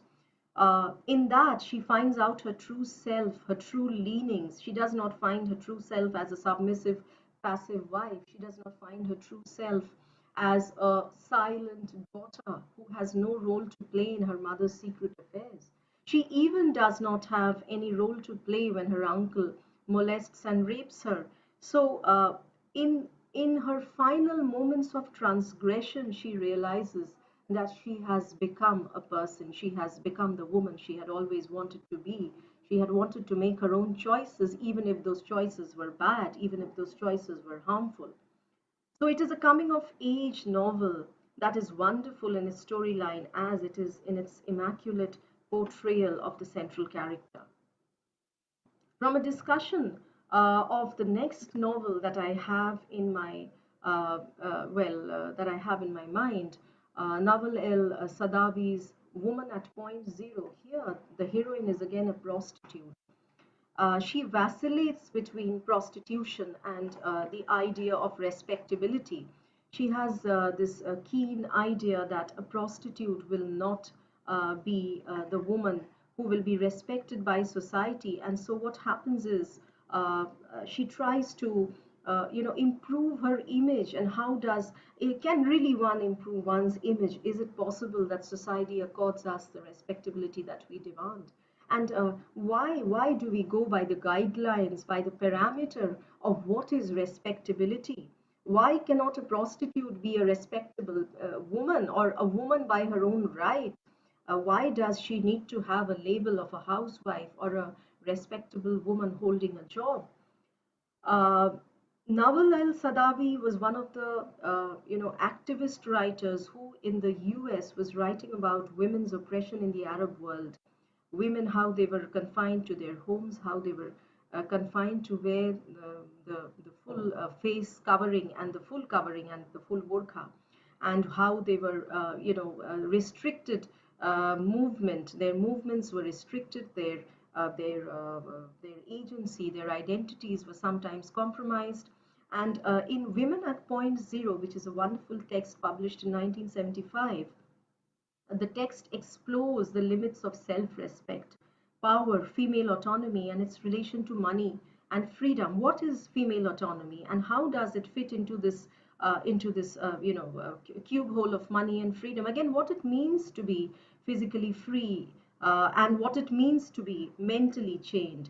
Now, can these two exist side by side? Can I be physically free and can I be mentally chained? mentally chained not only to a household, not only to a husband, but mentally chained to an idea, to a concept, to a cause, to a patriarchal norm that has set limits for women.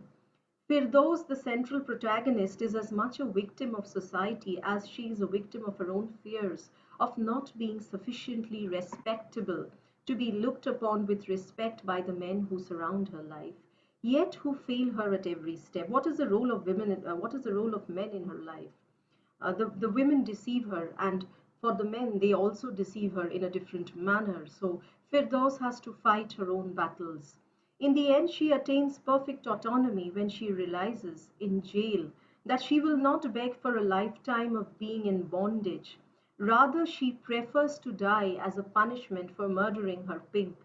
So as to end her final bondage, she will not request a lawyer, or she will not request an advocate to plead for herself in order to live, because she will have to surrender to somebody, and Firdaus hates the idea of surrendering.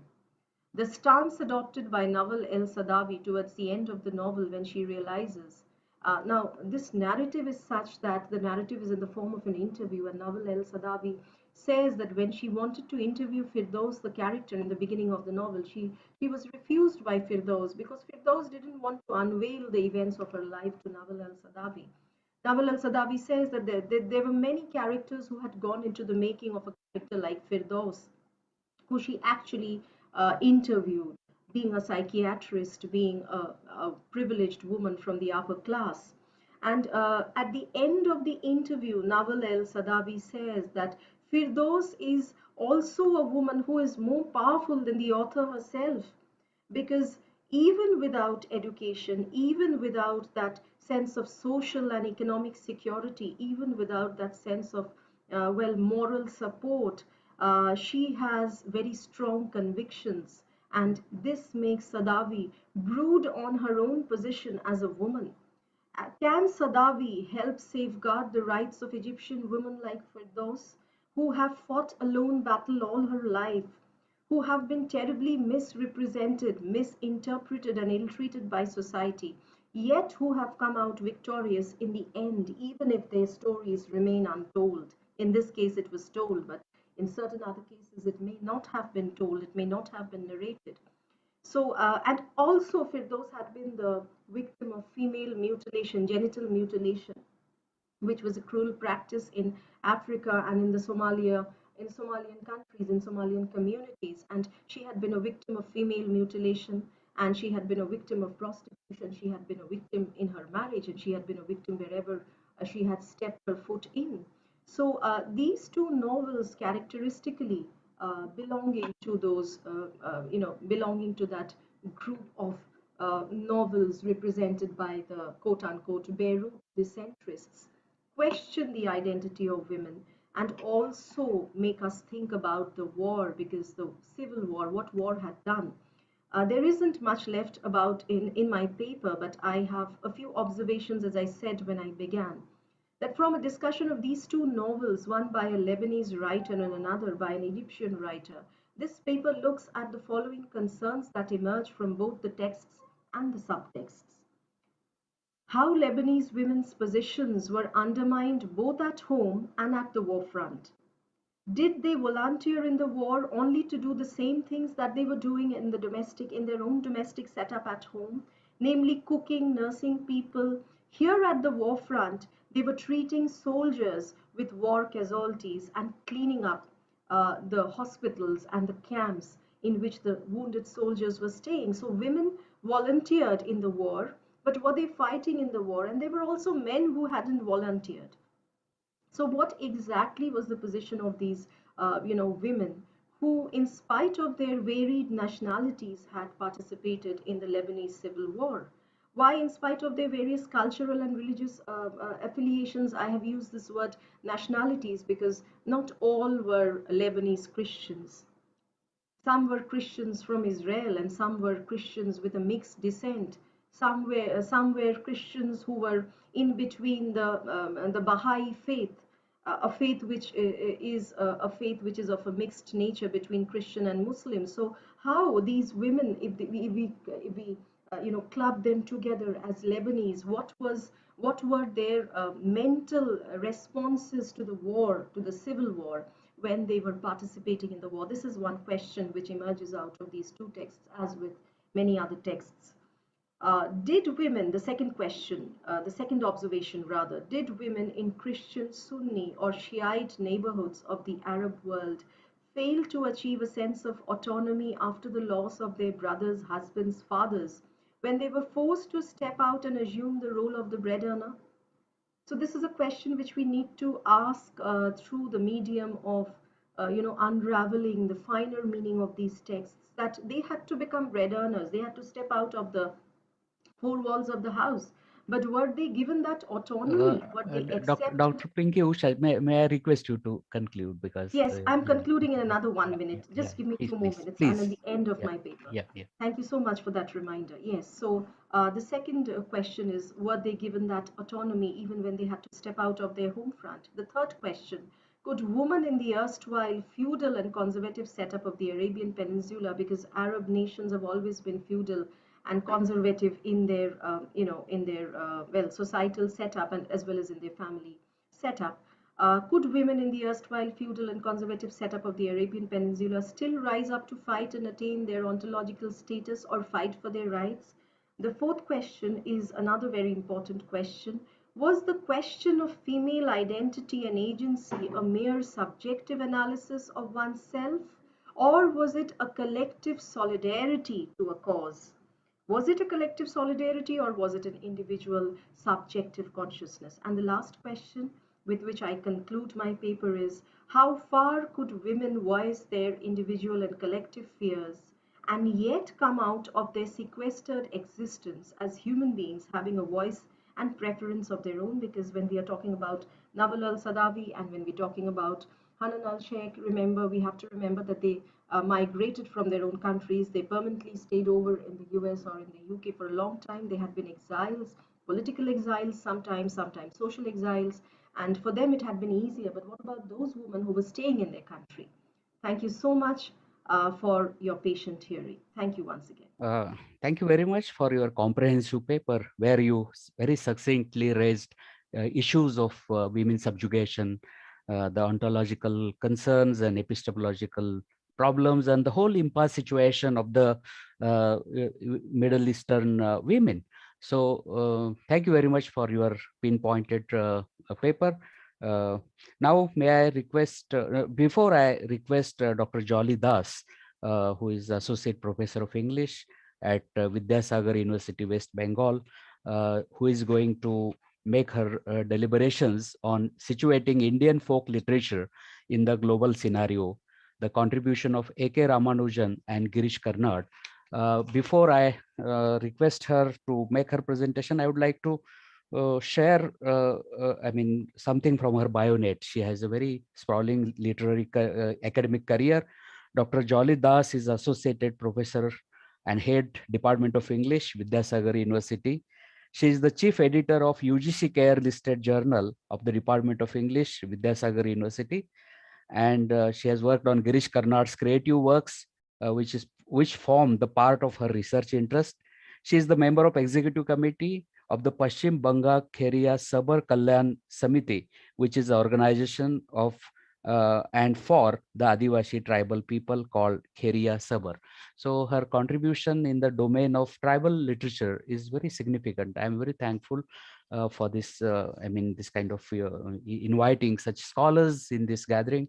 Now, may I request her to make her presentation.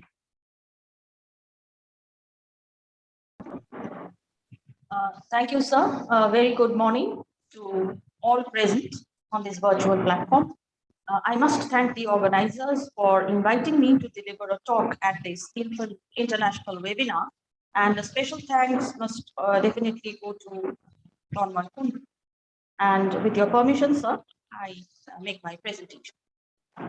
The title, as sir has already said, is Situating Indian Folk Literature in the Global Scenario, the contribution of A.K. Ramanujan and Girish Karnad. In his adaptations of folk literature, collected and translated by his guru, A.K. Ramanujan, Girish Karnad brought into focus a love for all creatures and an awareness of ecological balance. Their common purpose was to bring these notions, which already existed in Indian folk narratives, to recipients on a larger scale, a global community, via modern cultural forms like literary anthologies, theatrical performances, and cinematographic presentations. As examples of this phenomenon, the talk shall refer to the plays Nagamandala and Taledanda, and the films Kanaka Purandara and Cheruvi, all of them created by Girish Karnad out of English renderings by A.K. Ramanujan during a time span of about 5 years. The layout of the talk shall be like this. There will be an introduction, some information about A.K. Ramanujan, Girish Karnad's connection with him, followed by a brief survey of the 4 adaptations made by Karnad and a conclusion. The introduction.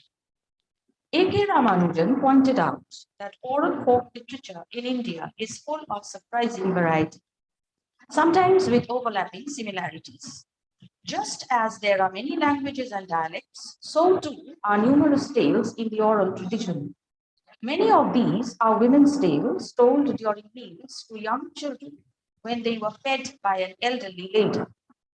She usually had a plate of meal in her hand, with the children sitting around her.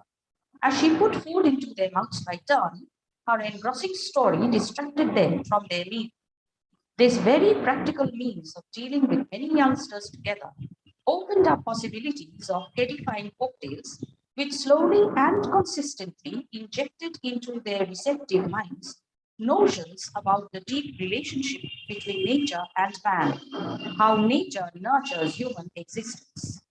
Into this essential story, the supernatural element was sometimes woven for the obvious purpose of making the story more attractive and memorable. A.K. Ramanujan's preoccupation with the folk elements in vernacular literature took him beyond oral folk tales, which were mostly secular, to written Bhakti literature in the form of songs in Kannada and Tamil, written by poets for the edification of the commons. These songs went beyond the casteist social order. They advocated a humanitarian approach to society and praised the Lord for his presence in every being. This Lord could be Shiva, as for the Lingayas or Virashaivas, or Vishnu or Hari, as for the Haridasas of the Dasakuta. Therefore, it can be understood that A.K. Ramanujan's approach to folk literature was, broadly speaking, twofold. One, oral secular folktales in Kannada, and 2, written religious songs in Kannada and Tamil. He translated both kinds into English, which are included in anthologies like The Interior Landscape, love poems from a classical Tamil anthology, Speaking of Shiva, Hymns for the Drowning, Poems of Love and War, Folk Tales from India, Oral Tales from 20 Indian languages, and A Flowering Tree and Other Oral Tales. He was considered eccentric for his obsession with collecting folk literature. However, he ignored adverse comments and continued with his passion for collecting folk tales from lay narrators from the time when he was about 20 years old. The person we know today gradually emerged from his prolonged and consistent research, translations, and publications. Today, I shall focus on A.K. Ramanujan, the folklorist, although he is also reputed as a linguist and a poet. A little bit on his ideas. He almost always engaged scholars and academicians in discussions where problems were raised and solutions to them were sought, generating a never-ending process of research. These were extended to more serious engagements in lectures and essays. I shall invite you to take a quick look at 2 of these. First, is there an Indian way of thinking, an informal essay? And second, where mirrors are windows towards an anthology of reflections.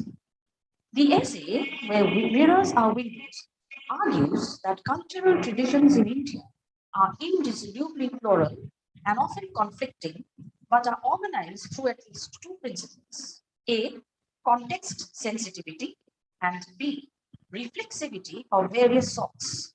both of which constantly generate new forms out of the old ones.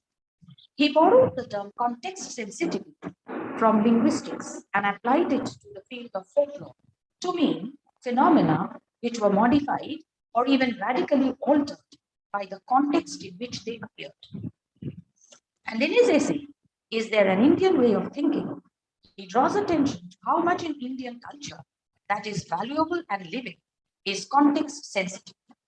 No traditional Indian text comes without a context, a frame. Poetical works are framed by Falashruti verses.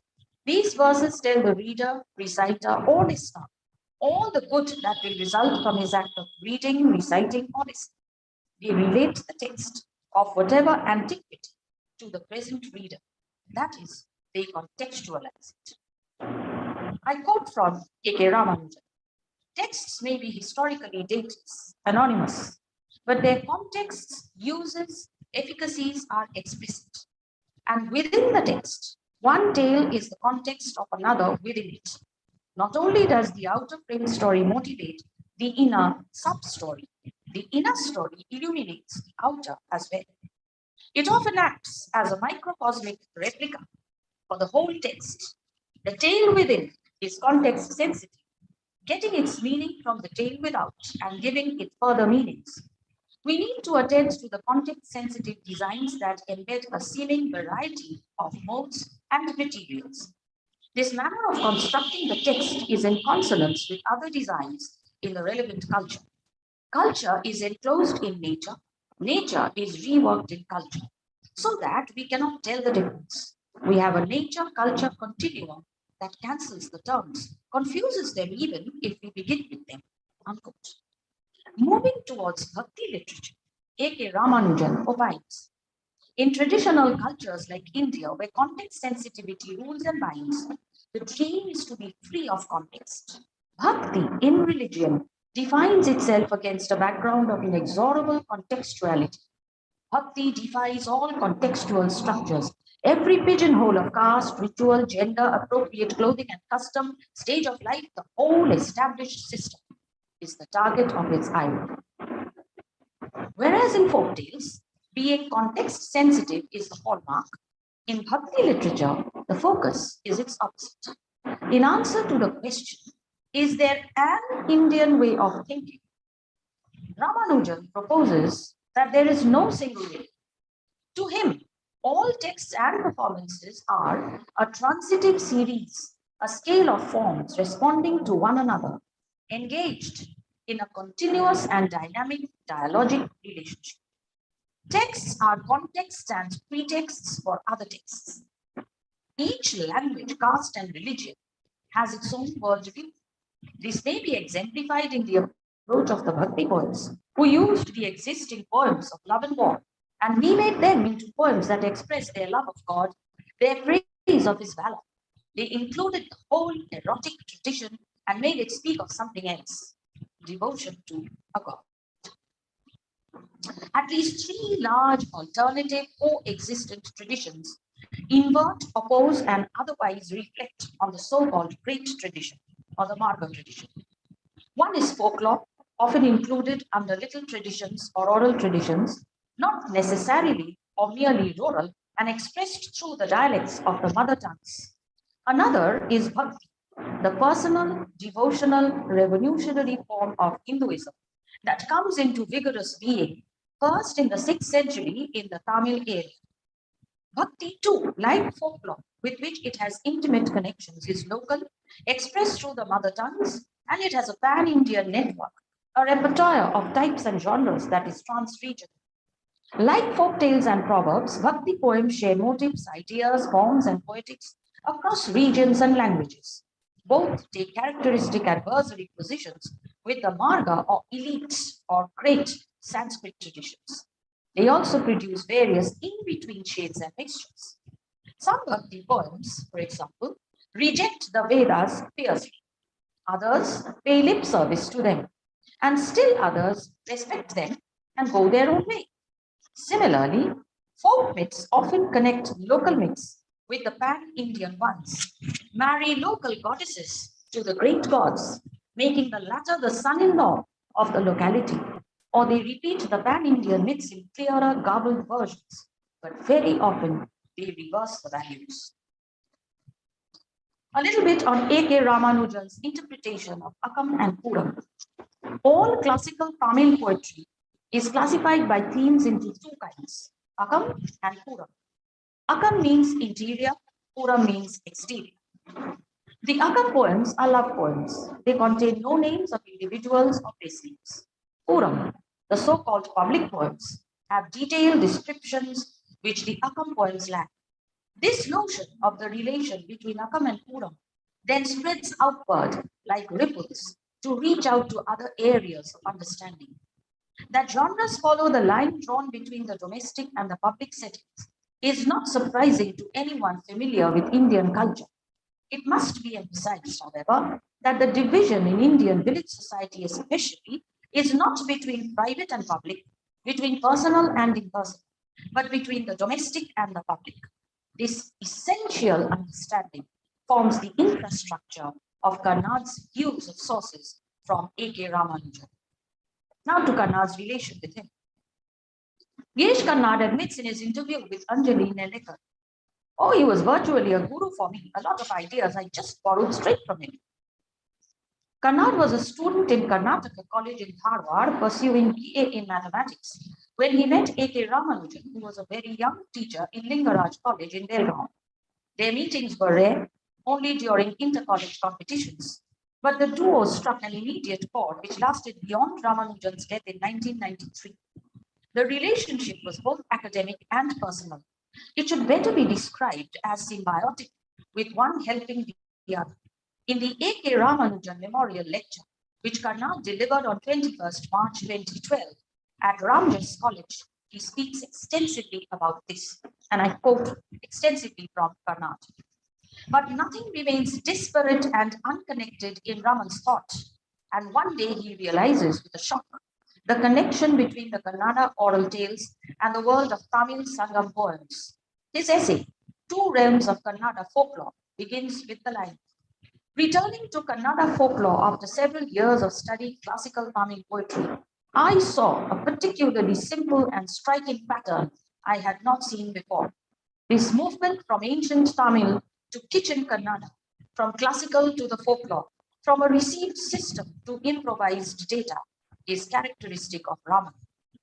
Raman brought to light entire bodies of work which were previously unknown to the world outside. Vachanas were unknown outside Karnataka. Most scholars in those days, even in India, were unaware of classical literature outside Sanskrit.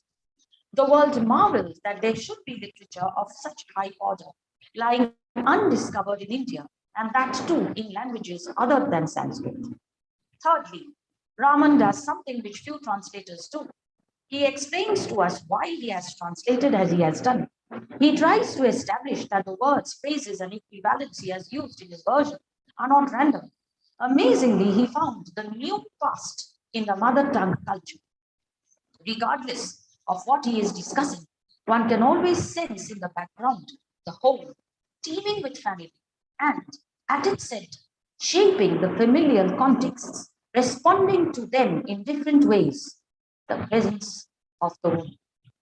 The title of this paper draws upon these observations made by Karnad and what follows. He continues, "Let me finally explain what qualifies me to talk about Raman at such length when I was not his student. The commentary for the film Kanaka Purandara draws heavily on the introductions he wrote to his two collections of Kannada and Tamil Bhakti poems. My film Cherubi is based on a Kannada folk tale which he has collected, The Flowering Tree. When I was at the University of Chicago and asked to write a play for the students, I didn't have to look far. I looked through his anthologies of oral tales, chose two, and combined them to concoct Naga Mandala. I got interested in the 11th century Kannada Vachana literature because of him. I based my play Taledanda on the events of that period, guided by Ramanujan. And when I translated the play into English, I used his translations of the Vachanas. I can go on.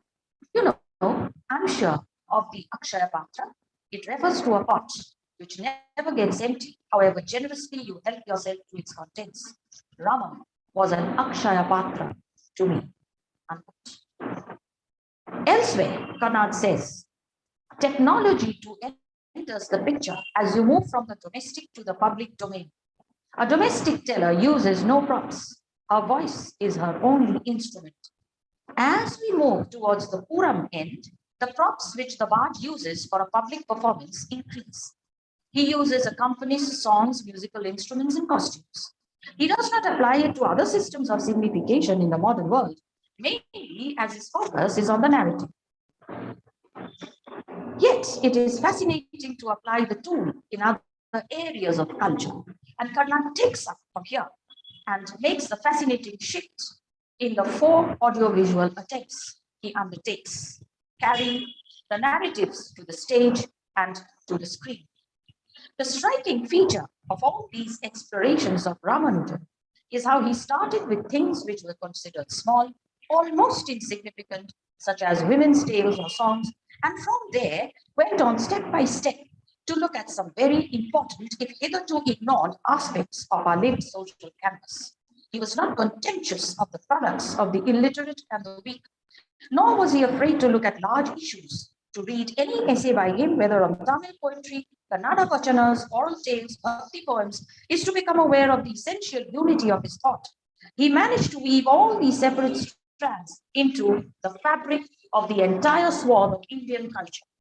One becomes aware of his thought as a coherent system where each genre is related to others, fitted, dovetailed, contrasted, so that we cannot study any of them alone for long. He was not interested in grand designs and never reduced a single tale to one conclusion, but he deftly applied theoretical ideas when they actually explained a specific detail in the tale. In this, he was like a good storyteller who knows that the imagination loves precision. Surely, one of the enduring contributions of his scholarship will be that with others, he drew attention to the importance of women's tales in Indian folklore and culture generally. Now, to Kannad's adaptations. It is in 2 parts, Bhakti poetry first. Between the 6th and 9th centuries, in the Tamil-speaking parts of South India, the Alvars who sang about Vishnu and the Nayanmars who sang about Shiva built Bhakti into a movement of great social significance. A distinguishing feature of this movement is that, for the first time in India, the vernacular was used as the medium of theological discourse and not Sanskrit, which was the pan-Indian language of the holy texts. The use of the mother tongue of the local people created a spiritual rejoicing among the common folk, which was unprecedented in Hindu practices. Kanaka Purandara, the documentary by the Films Division of India, directed by Girish Kannad. And Kannad says, Bhakti to Raman is the last of the great Hindu anti-contextual notions. It defines all contextual structures, caste, ritual, temple, sacred space, sacred time, the Vedas and the Shastras. And within this movement, women define more structures, gender, and all that goes with it. Notions of modesty, marriage, dependence on men. Once again, Raman shows us how close the independent, defiant woman of the oral tales are to women in the Bhakti movement. His English translations of vachanas as speaking of Shiva and poems for Vishnu by Namalvar as hymns for the drowning have been acknowledged as sources for borrowing concepts, lines, and passages used in the documentary Kanaka Purandara. The saints of these traditions have sung devotional songs and written poems in the vernacular. The essential basis of the Bhakti faith of the Haridasas was the focus on human beings, irrespective of caste, class, or gender, from all walks of life. The film portrays the revolution of Bhakti that Kanakadasa and Purandaradasa led. These 2 men were disciples of Vyasatirtha, a great sage in the Madhava tradition of the Dvaita order of Vedanta, and who was the patron saint of the Vijayanagara Empire. Girish Kannad's documentary film also focuses on the revolutionary shift in Carnatic music that was brought about by Purandaradasa, a poet, musician, a social activist, and a religious reformer. Most important of all, he wove music and devotion inextricably together, defining the character of the music in the South even to this day. As the director, Kannad has used a strikingly innovative mode of presenting the documentary. There are outdoor scenes shot in the open. The indoor scenes are divided between naturalistic settings and theatrical stages where the action takes place. This diversity of presentation adds to the dynamism of the tradition of the Haridasas, spearheaded by Purandara and Kanaka, who broke all barriers of caste and class in their way towards untinted devotion for their Lord. Kaledanda.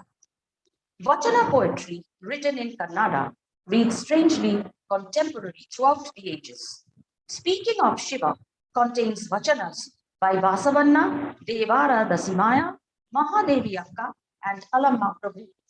The Vachanakaras rejected the great as well as the little traditions in their more intense moods.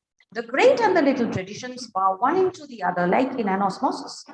They together constitute the public religion of Hinduism, its establishment or structure. Bhakti is anti-structure, and it begins by denying and defying such an establishment. The vachana is thus a rejection of premeditated art, the sthavara form of expression. It is not only a spontaneous cry, but a cry for spontaneity, for the music of a body given over to the Lord. Here too, the sthavara, the standing thing, shall fall, but the jangama shall prevail. In Taledanda, Karnad uses suggestions made by A.K. Ramanujan.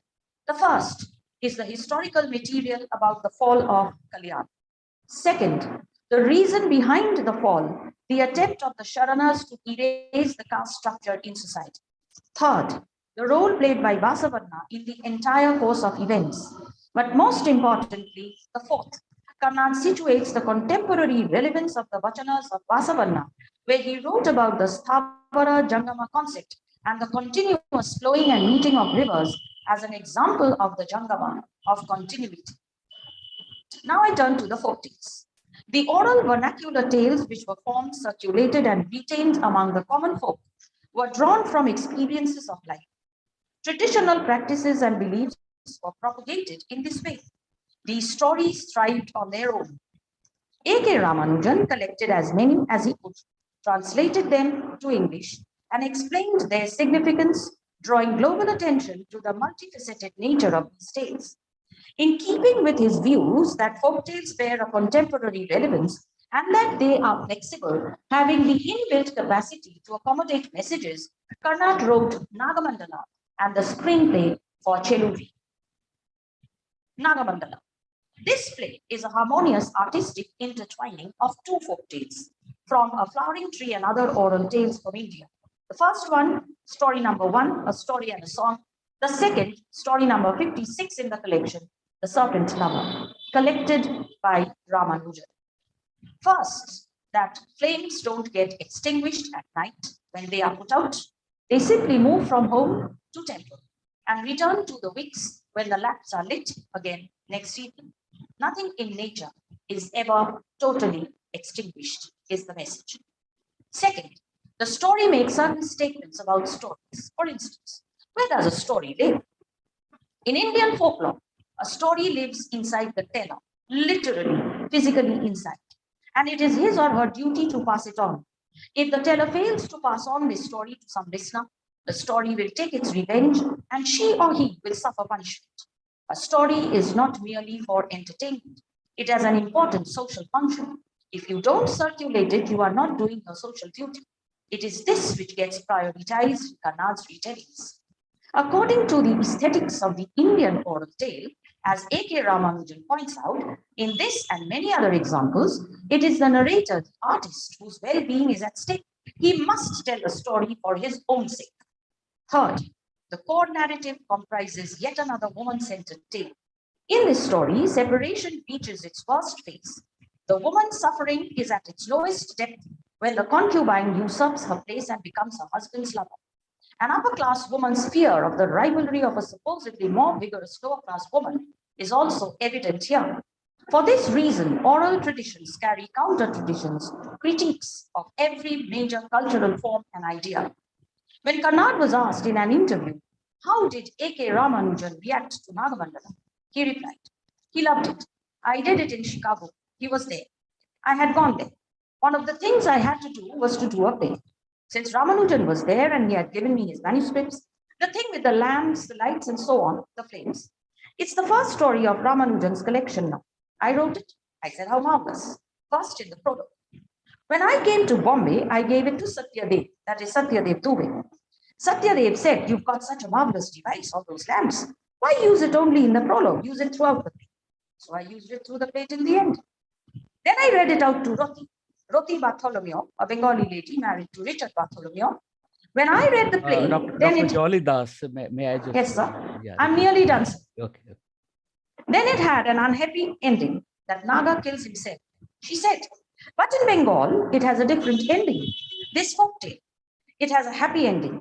He goes and lives in her hair. So I said, how marvelous. What more can I want? So we keep both ends. So I did the double ending. This is how folktales develop. After all, oral literature develops. It's my most popular play now.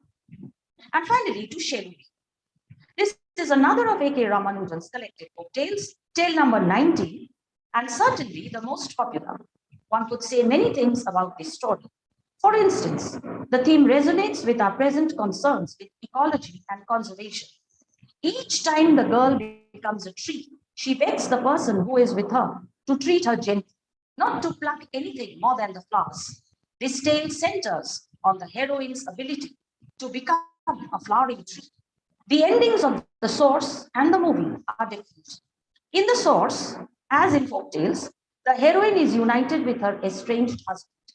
In the movie, the husband takes the incomplete Sheluvi, she is a tree trunk from the neck downwards, in search of a place where there will be forests, birds, animals, and a completeness to sustain them.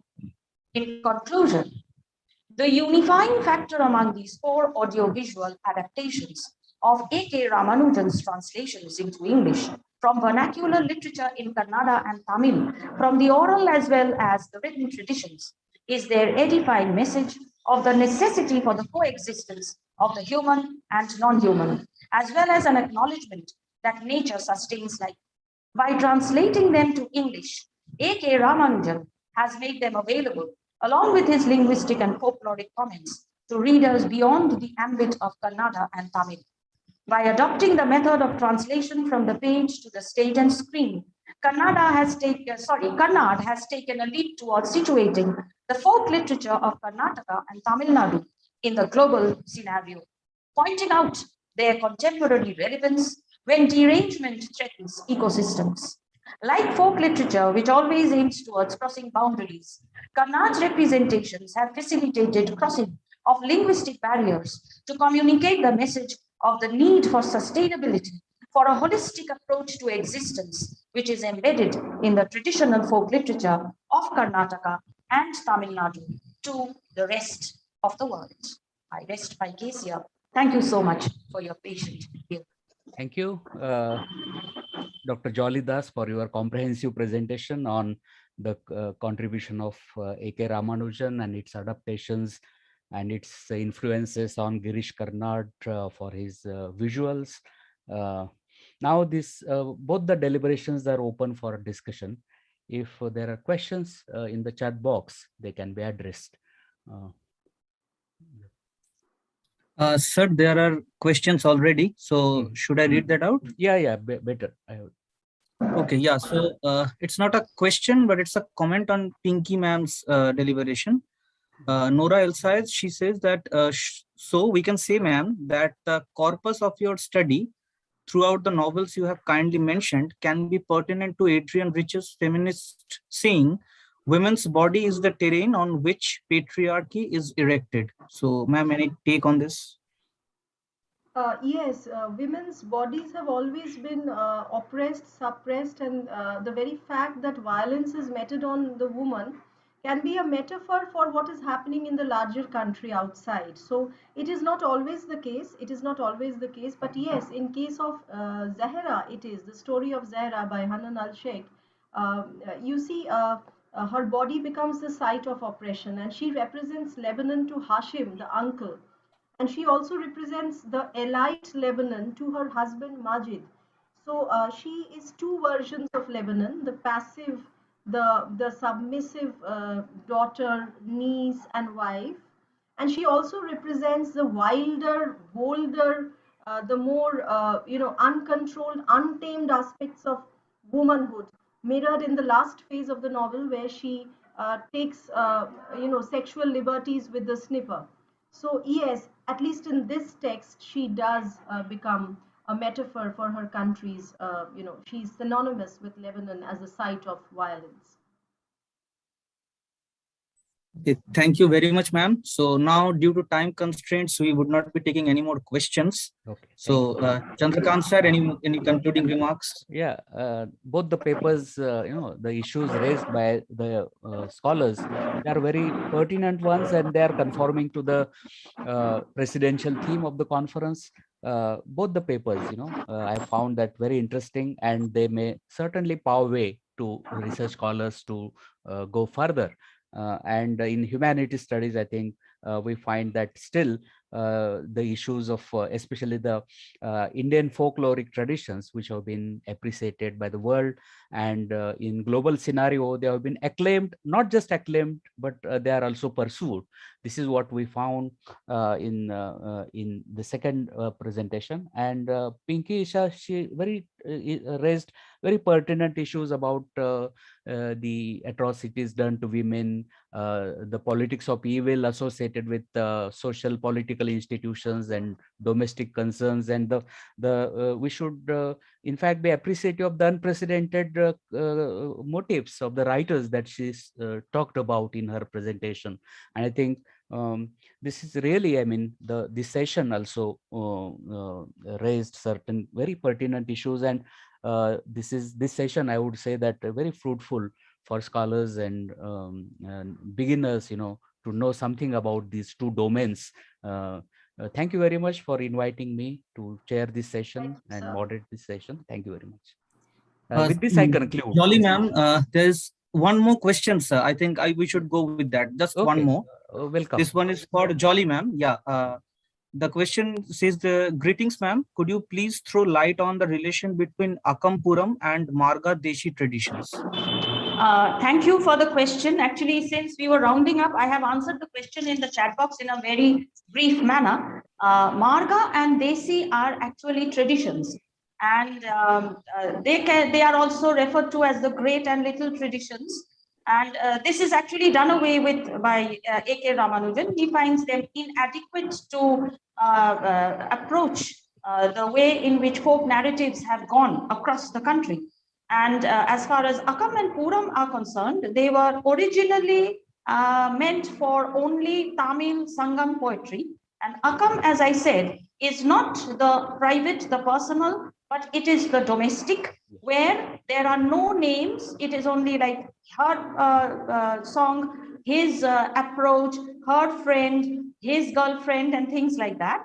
But the Puram is the public front, and there can be two ways of looking at the same thing, from the domestic as well as the public front, or the domestic looking at itself and then looking at the larger public domain. And this later on moved out like ripples, like waves, as I have said, to other areas of interpretation. And this A.K. Ramanujan then transfers to his interpretation not only of Sangam literature, which he translates, but of Bhakti literature, which he translates, and also the way of looking at the relation between Bhakti literature and folk literature, which he says are actually complementary. Thank you, ma'am. So now moving to the next session directly, over to you, Momita.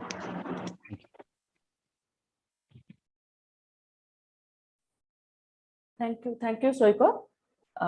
Good morning, everyone. On behalf of the organizing committee, I heartily welcome you all to this second international e-conference on contemporary trends and development in cultural studies and the humanities. This conference is organized by the New Literaria Journal in collaboration with Department of History, Humanities and Society, University of Rome, Tor Vergata, Italy, and Department of English, Guru Ghasidas Vishwavidyalaya, Bilaspur, India.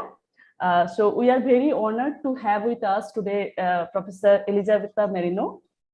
It's an absolute pleasure to have with us Professor David Higgins as a distinguished speaker. And we are extremely sorry to inform you that Professor Claire Warwick cannot join us today because she is infected with flu. So we wish a speedy recovery. And yes, it's my privilege to introduce Professor Merino. She is the moderator and chair of this session.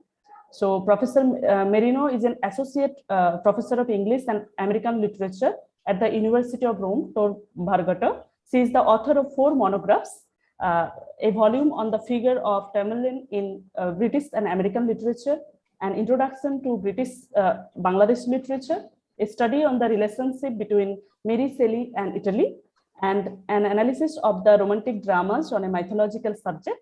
She has translated poems by Maria Maggiotti Gillan, collected in a volume in 2006.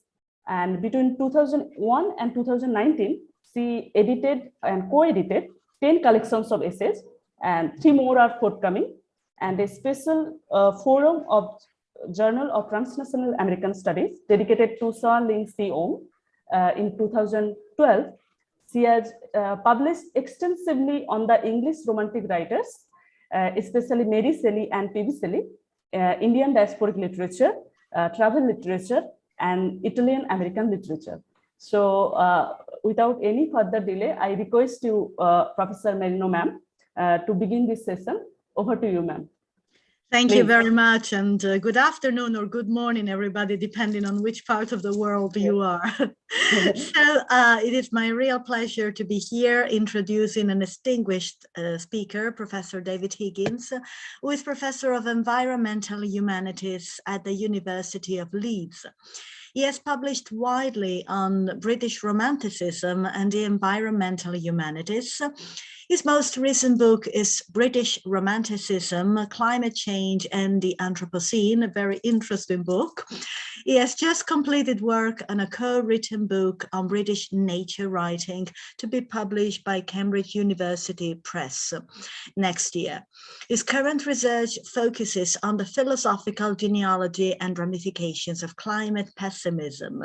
And the topic of today is the humanities in a climate emergency. Over to you, Professor Higgins. We cannot hear you. Sorry, you're muted. Please unmute yourself. Yeah, okay. How's that? Yes, perfect. How's the sound quality? Can you hear me okay? Great. Okay. Hi, everyone. It's very early in the UK, so apologies for any technical problems. I should apologise too for lack of slides. I was going to do some slides for this session, but there's a lot of flu and colds around, and I've also been ill this week, so I decided it was better to do a paper with no slides than no paper at all. So you just have to bear with me. But what I'll do now is I'll put my email address in the chat. So, hopefully we'll have some time for discussion after this paper. But if you want to ask me something, if it's like following up a reference or something like that, then feel free to just email me directly, because I know it's hard to keep track of sort of names and things if you're hearing them and not seeing them on the screen. So thanks very much for the invitation to speak at this conference, which looks brilliant from the programme.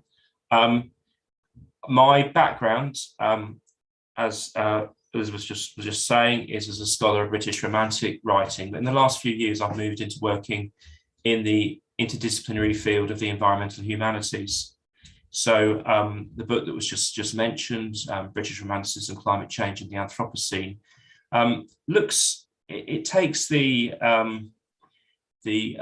short-term global cooling caused in the late 1810s largely by the eruption of the Indonesian volcano Mount Tambora.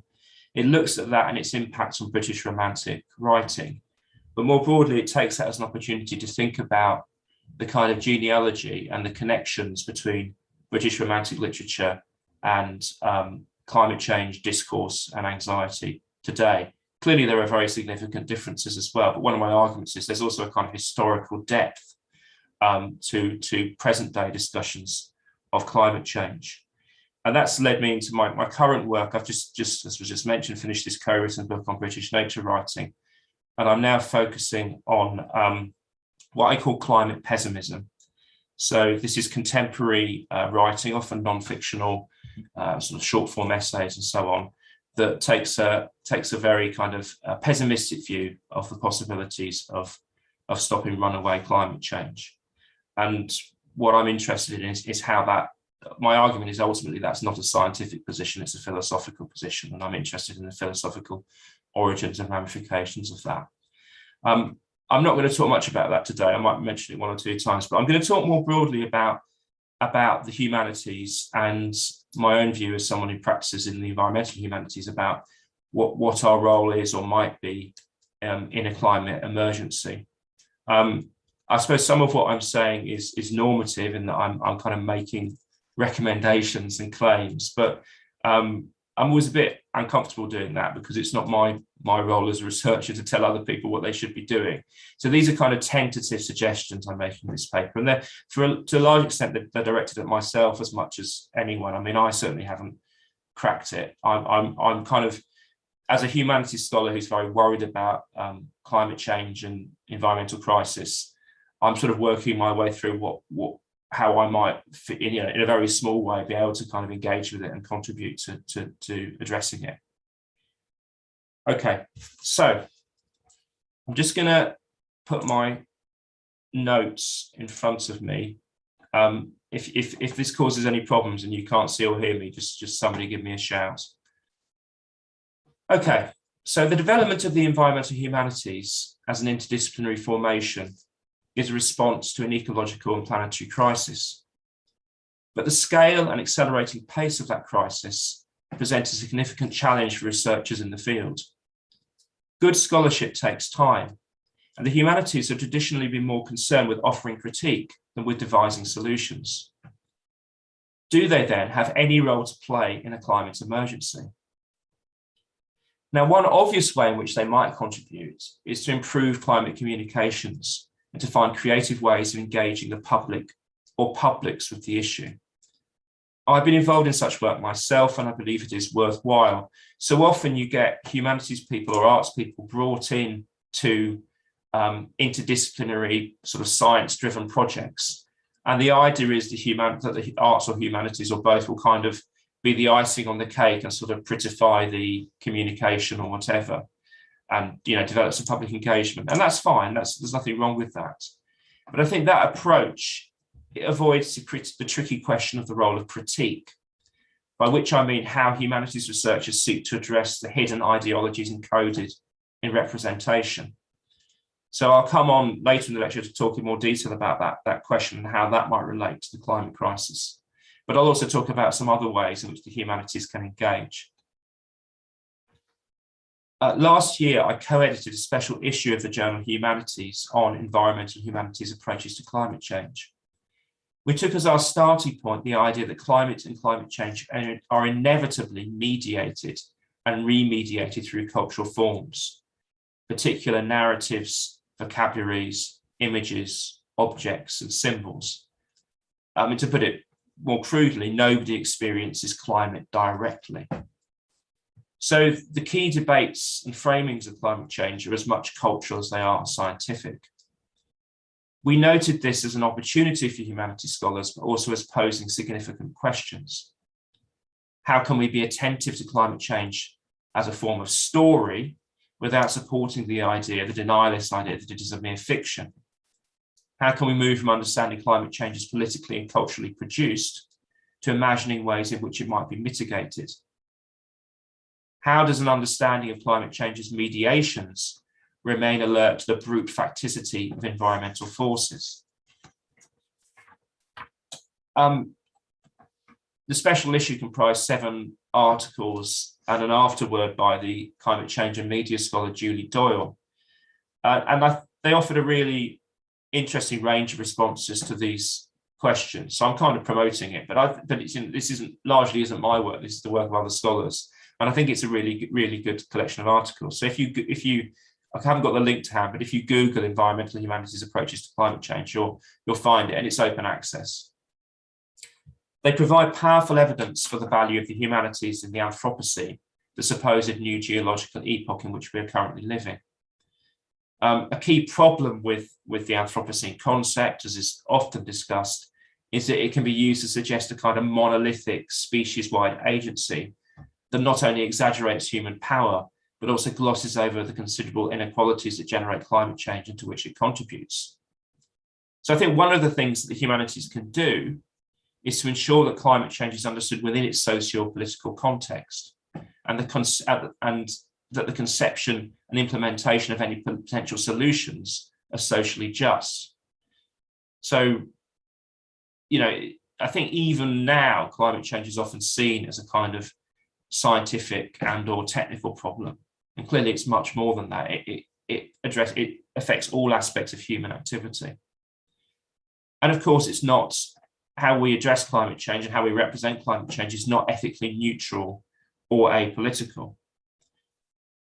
Western representations of climate migrants, to take one example, or geoengineering, to take another, are highly politicized and need to be treated skeptically.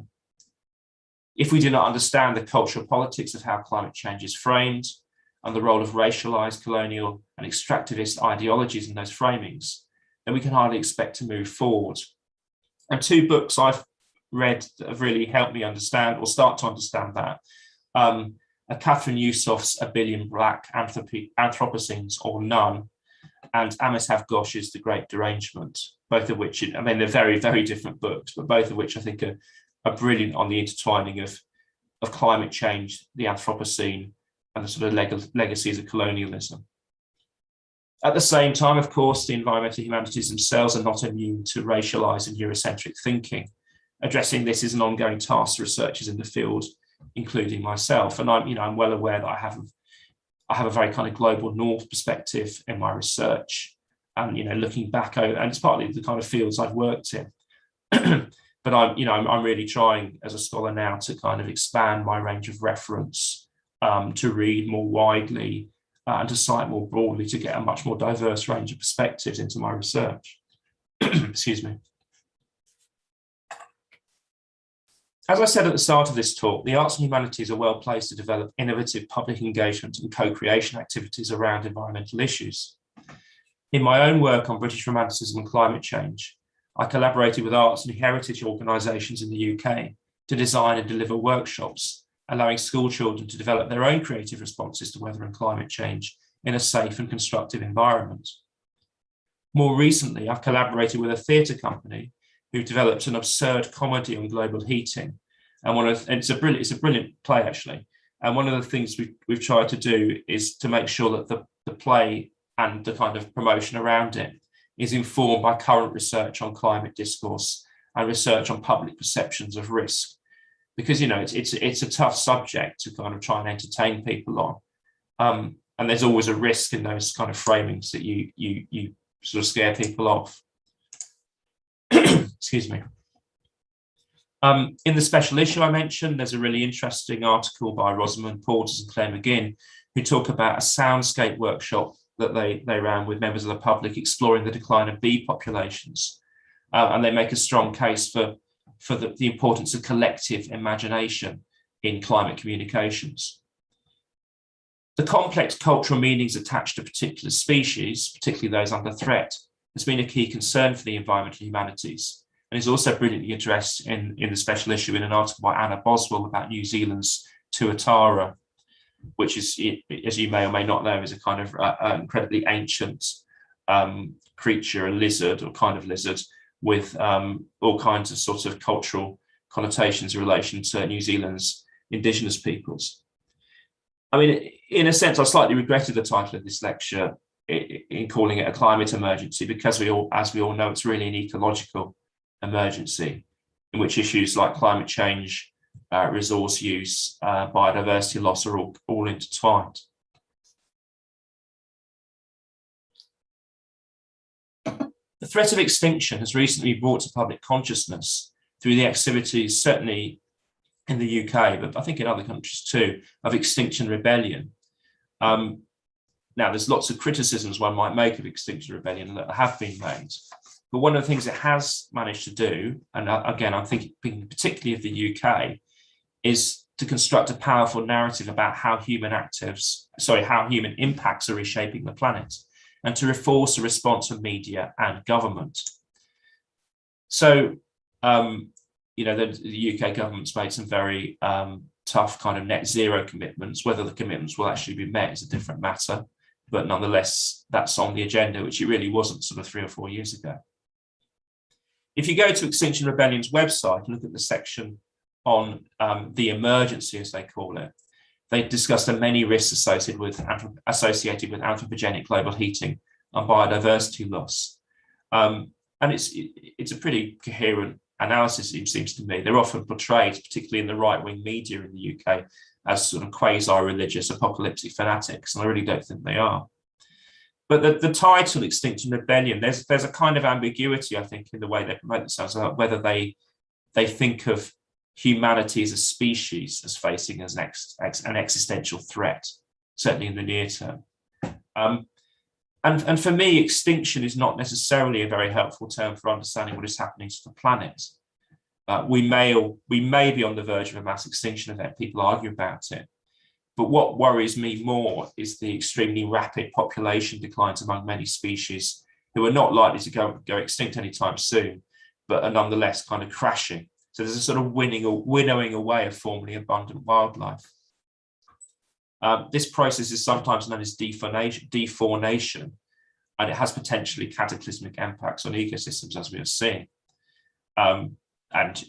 People argue about the origins of the current COVID-19 pandemic, but one plausible sort of origin story is that it's a zoonotic infection caused by the kind of increasing encroachment of human beings and increasing interactions between human beings and wildlife. This process of defaunation also has a potentially profound effect on how we see ourselves and create art, as we may find ourselves increasingly isolated on an increasingly sterile planet. The biologist E.O. Wilson has suggested, as an alternative to the term Anthropocene, the Eremocene, or the age of loneliness. So one of the reasons I'm talking about this very depressing subject is because I think there are lots of good examples of environmental humanities scholars who are doing important work on the aesthetic, political, and ethical significance of extinction, defaunation, and recovery. And often this goes beyond scholarly publications to involve collaboration with cultural institutions and community groups. Excuse me. So just to take one example, a project led by Tom Van Doren in Australia, the Living Archive, Extinction Stories from Oceania, offers a multimedia platform for people in the Pacific to tell their own stories about what extinction means and how it matters in their lives and places. Remembering Extinction, led by Dolly Jorgensen in Europe, seeks to explore how narratives of species extinction and recovery from near extinction are constructed, perpetuated, and put into practice. And this project engages with museums as well as members of the public and thinks about how extinction should be displayed and narrative in cultural institutions. Certainly, I know the UK context best, and certainly in this country, academics, creative practitioners, NGOs, and even government agencies are interested in how the arts can contribute to conservation efforts through a kind of rewilding of the imagination. There's a lot of work at the moment about the need to try and reconnect humans with the non-human world. So looking at my university, Leeds, we've run the Landlines project, which analyses modern British nature writing as a cultural form and works with various organisations, communities to give people opportunities for engagement with the more than human world. So that's included a crowdsourced spring nature diary, a poll to discover the nation's favourite nature book, arts workshops with nature reserves, collaborations with landowners to think about democratic decision-making about rewilding and so on. So I think one of the reasons I work in the environmental humanities is there's a great amount of energy and creativity and hope, even though the context in which we're all operating is often a rather gloomy one. There's a real kind of love, I think, and joy in the more than human world behind these and other projects, even at the same time if there's anxiety, grief, and a sense of urgency. So one of the things that I'm really interested in, and I was aware of when I used the phrase in the title climate emergency, is the kind of the rhetoric of deadlines that you see around climate and other environmental issues. So until recently, the Extinction Rebellion website included the warning, if we do not change course by 2020, we risk missing the point where we can avoid uncontrollable climate and ecological breakdown. As we all know, in 2020, the COVID-19 pandemic created a brief pause in late-stage carbon capitalism, but that pause did not last very long. The history of environmental politics is littered with missed targets. And I mean by missed targets, I mean both kind of deadlines in terms of time. So, you know, if you keep hearing, we've got 10 years to save the world, we've got 10 years to save the world, but people were saying that in the 80s. And then, of course, the global temperature, mean temperature rises, which the current targets of 1.5 or 2 look increasingly implausible. Now, I'll come back to deadlines and targets because they're not always helpful, but the environmental humanities have not always been good at offering alternatives. So I'm thinking here of a kind of new materialist mantra, such as Donna Haraway's "staying with the trouble."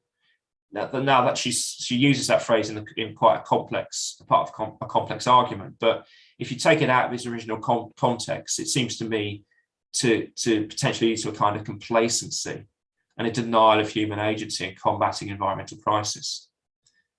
So, and this ties in with debates about whether what's happening to the planet is kind of inevitable. Is it the result of human nature? You know, are we sort of doomed to be destructive?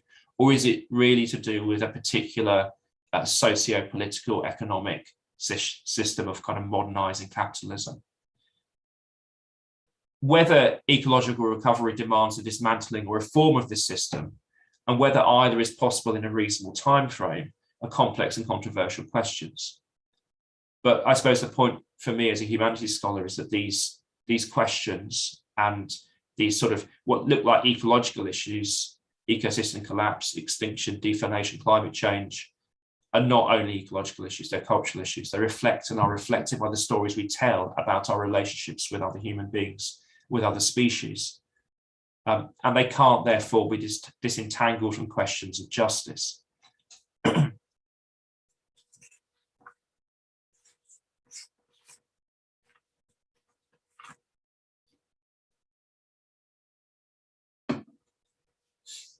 Despite extensive work, sorry, excuse me, I'm still a bit coldy. I'm just going to pause myself. I'm just going to mute myself for a sec.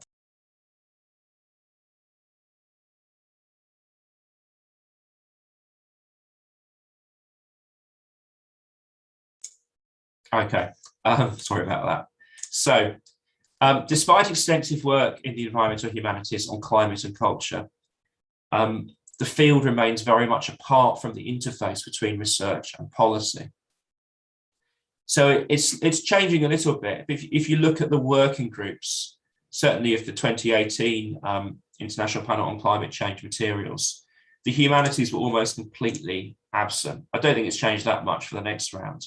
And in fact, the social sciences were largely absent. It was dominated by economists. At the same time, genuinely interdisciplinary environmental projects involving the humanities, social sciences, and natural sciences are rare.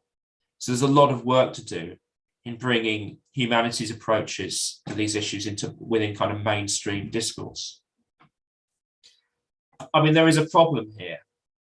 My own university has a really good Centre for Climate Change, the Parisi International Centre for Climate, and its tagline has been delivering research to underpin robust and timely climate solutions.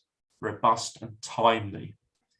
So the approach here is fundamentally technocratic. Climate change is viewed as an urgent problem or set of problems that can be solved by expertise and need to be solved quickly. But as Arturo Escobar puts it in Pluriversal Politics, we cannot emerge from the crisis with the categories of the world that created the crisis, which I think is a great line. So in the humanities, we ask difficult questions. We might say, what is a solution? Or solutions for whom? Or are solutions always desirable? Or even, is the idea that humans can solve climate change symptomatic of the kind of thinking that got us into this mess? Even the idea of urgency should be questioned, as Kyle White has suggested, because it potentially includes environmental injustices already experienced by Indigenous peoples and threatens to worsen them through the top-down implementation of solutions. So as the editors of the recent Cambridge Companion to the Environmental Humanities note, the environmental humanities are more likely to unsettle what we think we know than to provide an easy answer to the ecological issues that bedevil us. Which, I agree with, but it's also a problem, because the danger is if we take simply that approach, that we're asking difficult questions, but no more than that, then it kind of consigns the humanities to the margins yet again. So in thinking about this, I went back to Bruno Latour and his very influential article of 2004, Has Critique Run Out of Steam? In this article, he looks back on his work on the social construction of scientific facts.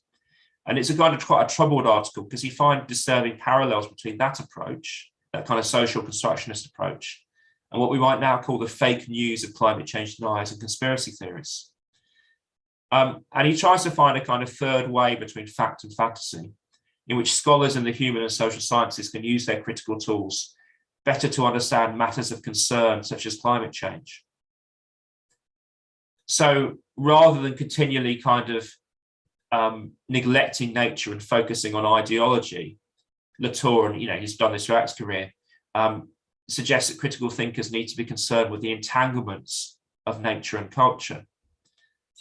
In a recent book called The Progress of This Storm, the Marxist historian and theorist Andreas Malm, whose work is very interesting, has a real go at Latour. And key to his argument, I suppose, is that he thinks Latour kind of overplays the sort of entanglement issue and is too sort of constructionist in his understanding of nature. For Malm, we must preserve an analytical distinction between nature and culture so we can think clearly about how what is happening to the global environment is a result of human institutions and decisions that can be conceived differently. For Malm, much recent scholarship, especially that influenced by the new materialism, has been dangerous at a time of crisis because it might lead to a suspicion of or resistance to the human capacity to produce solutions. So he sees new materialism particularly as kind of downplaying human agency to a dangerous extent. I'm not necessarily going to take a view on that myself because the idea of human agency is so problematic, but I think it's an interesting argument. This resistance to solutions is nicely articulated in a recent article by Libby Robin, who says, the environmental humanities work to shift the focus from solving complex problems like climate change to living with problems and change, and to framing them in ways that recognize that climate change environments are unevenly distributed geographically and socially. Similarly, Greg Garrard has written in more provocative terms that the humanities disciplines are disfavored by politicians and vice chancellors because the problems we address are never solved. And there's an interesting connection here between Mike Hume's very influential writings on climate change and culture. He's a social scientist, and he continually says climate change is not a problem to be solved. It's much more complex as a phenomenon than that. Now, these are all superb researchers who made major contributions to the environmental humanities, but I'm not that comfortable with entirely rejecting the language of solutions. If we refuse to compromise with scientists and policymakers, if we don't speak their language, then we might simply confirm our own marginality. A more productive suggestion from a recent introduction to the environmental humanities seems to me that, this is a quote, the humanities have a crucial role to play in understanding and solving environmental problems. One way in which we might play this role as humanities scholars is by harnessing our attentiveness to complexity, creativity, and nuance to contribute to making change from the bottom up rather than the top down. So, solutions emerging more from the grassroots and being kind of technocratically imposed from above. As Dale Jameson puts it, quote, we will have to abandon the Promethean dream of a certain decisive solution and instead engage with a messy world of temporary victories and local solutions while a new world comes into focus. And he's talking here about serious global climate change is a done deal.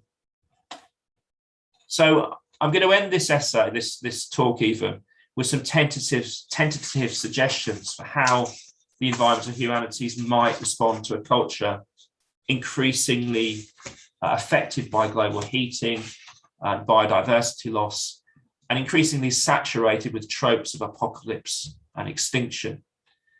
These suggestions are tentative. They reflect my own fears and aspirations, my desire to make a difference, and my concern that as a humanities academic, I may not be in a good position to do so. So the first suggestion is that the humanities can and should contribute to finding timely solutions for ecological problems, which are never only ecological. And they can do this by helping to ensure that problems and solutions are framed within appropriate cultural contexts. We can work openly and creatively with other disciplines to ensure that climate solutions are not merely technologically effective, but are socially just and do not form part of what Ronald Wright has called a progress trap. And by progress trap, Wright means that the way in which cultures might kind of solve one problem and progress in a certain way, but then create a whole new set of problems through doing so. And obviously fossil fueled capitalism does that. It solves a lot of problems, it creates a lot of problems. Secondly, we should be wary of wishful thinking, and we should not confuse diagnosis with solution. So there's been a lot of work in the environmental humanities about how capitalism and colonialism drive environmental destruction. This is really valuable work. But, sometimes I do see something like the argument, the way to stop climate change as well is first we end global capitalism, then we stop climate change as well. Good luck, we need to do something more localized in the first place. Thirdly, and this is where I think the humanities can make a real contribution, we should be skeptical of all totalizing narratives around environmental change. And by totalizing, I mean these kind of big picture narratives that you see. So you get the kind of apocalyptic narratives that you see from some people. Then you get these sort of salvational narratives, that technology will save us, nuclear will save us, carbon capture will save us, etc., etc. Even the rhetoric of emergency itself, I think, needs to be questioned. That kind of critique should not be seen as an end in itself, but as the start of something more creative. It might provoke and inform our work with members of the public, especially in disadvantaged groups, develop their own creative responses to climate change. It should also inform teaching our students to think critically about environmental representations and engagements, and particularly to question still hegemonic carbon ideologies that contribute to global heating. And it's something I've been thinking about more and more, actually. I haven't really done that much teaching at Leeds around climate change and culture, even though it's my key research interest. And actually, I think more and more, people like me have a duty to give young people, give our undergraduates and postgraduates the opportunity to study these things and talk through these issues and think about the relationship between narrative and climate change. Not in a way that's kind of, horrible and grim, that offers different possibilities, different forms of hope, as well as gloom. And certainly, there's been lots of studies recently globally even about ecological anxiety in young people and the huge pressures that they're under and their worries for the future. So I think, people like me have a real responsibility to give them the opportunity to think perhaps more creatively and more positively about the role of storytelling, of creativity in addressing environmental issues and the role that they can play in addressing these issues too. I'll stop there. Thanks very much. Thank you. Really brilliant talk. And I'm sure that you gave us a lot of prompts for the future. Now, I think we can open the floor to questions, comments from the audience.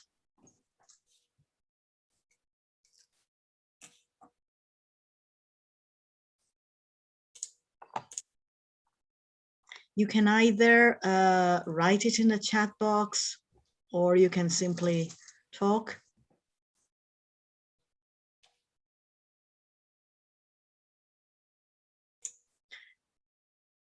Well, maybe I can break the ice and then the others will follow. I would like to elaborate a little bit on the role and the responsibility of teachers at school and at university, because what you say is very much, connected with the academic world. And you mentioned also the fact that we should engage more while we teach. So practically, what do you suggest? So that's a really good question. So I have taught some modules at Leeds that look at environmental issues through nature writing or poetry or whatever, but I haven't taught one that's kind of led with climate change or extinction. When there's big. So I think there are ways in which you can sort of bring people in a more kind of sensitive and less troubling way to think these things through. But in more kind of practical classroom terms, and I'm thinking about this at the moment because I'm trying to design a module around sort of literary representations of climate change. And one way of doing that, you could just have like 10 apocalyptic novels, which would, thoroughly depress everyone and probably lead to a kind of real kind of gloom by week 7, if not before. So I think that's obviously not the way to do it. I think thinking about the range of different futures that I think, looking forward to the future and thinking about how the different kinds of futures and the different kinds of worlds that text can construct. And some of these are, grim, like, I don't know, Carthy's The Road is the obvious example, but a lot of them aren't. There's a lot of science fiction that envisages ways in which human societies adapt, not necessarily sort of fixing everything, but people carry on. There are others that are less anthropocentric and focus on the importance of non-human flourishing and give non-human perspectives or seek to. A lot of nature writing, I think, certainly the UK tries to do that, what would it be like to be a swift or to be a badger or to be a fox, and that again is a sort of shift in consciousness in a way. It helps you to think about, well, what if the human isn't the center of everything? But it's not necessarily a kind of depressing story at the same time. It can be quite an exciting, creative thing. And I think getting in whatever tasks you give them, and certainly in the assessment of one of my modules, I give them, if they want to do nature writing, I give them, they can write an essay about nature writing, or they can do a bit of nature writing themselves. They can try their own creative practice. And maybe if I do this module on climate change, I might have an assessment task which is about them imagining a net zero future. What if the UK does hit net zero in 2050, say, what would that look like? If we do decarbonise our economy, what possibilities would that give? So it's not saying, everything's brilliant, because it clearly isn't, but trying to think about the role of storytelling and creativity in imagining better futures as well as worse ones, and kind of working across that range, I suppose. Yeah, because sometimes, for example, in Italy, we have to stick to certain texts, but because our syllabi are fixed, more or less. Right. But for example, last year I managed to do The Last Man by Mary Shelley, and my students really related to that. And they also learned very much from that, because it's actually a prophecy. So it's set in 2071, so it's the future for us even. So even the choice of text maybe can help, as you said. Absolutely, yeah. The Last Man's a really interesting. I've taught that too, and I mean it's a tough novel in several ways, I think. But yeah, it's a really interesting, and even that novel, which is about as apocalyptic as it comes, there are moments of kind of hope in it, aren't there? And certainly there's, one of the things that the demise of the human race allows for is a kind of non-human flourishing, potentially. So even in the kind of the grimmest scenarios, I think you can find room for maneuver and room for hope. Yeah. But yes, it's interesting that you taught it too, because I think it does. Students do find it really interesting. Yes, thank you very much. I don't know whether there are other questions. Comments? Can I ask something, Professor Higgins? Sure.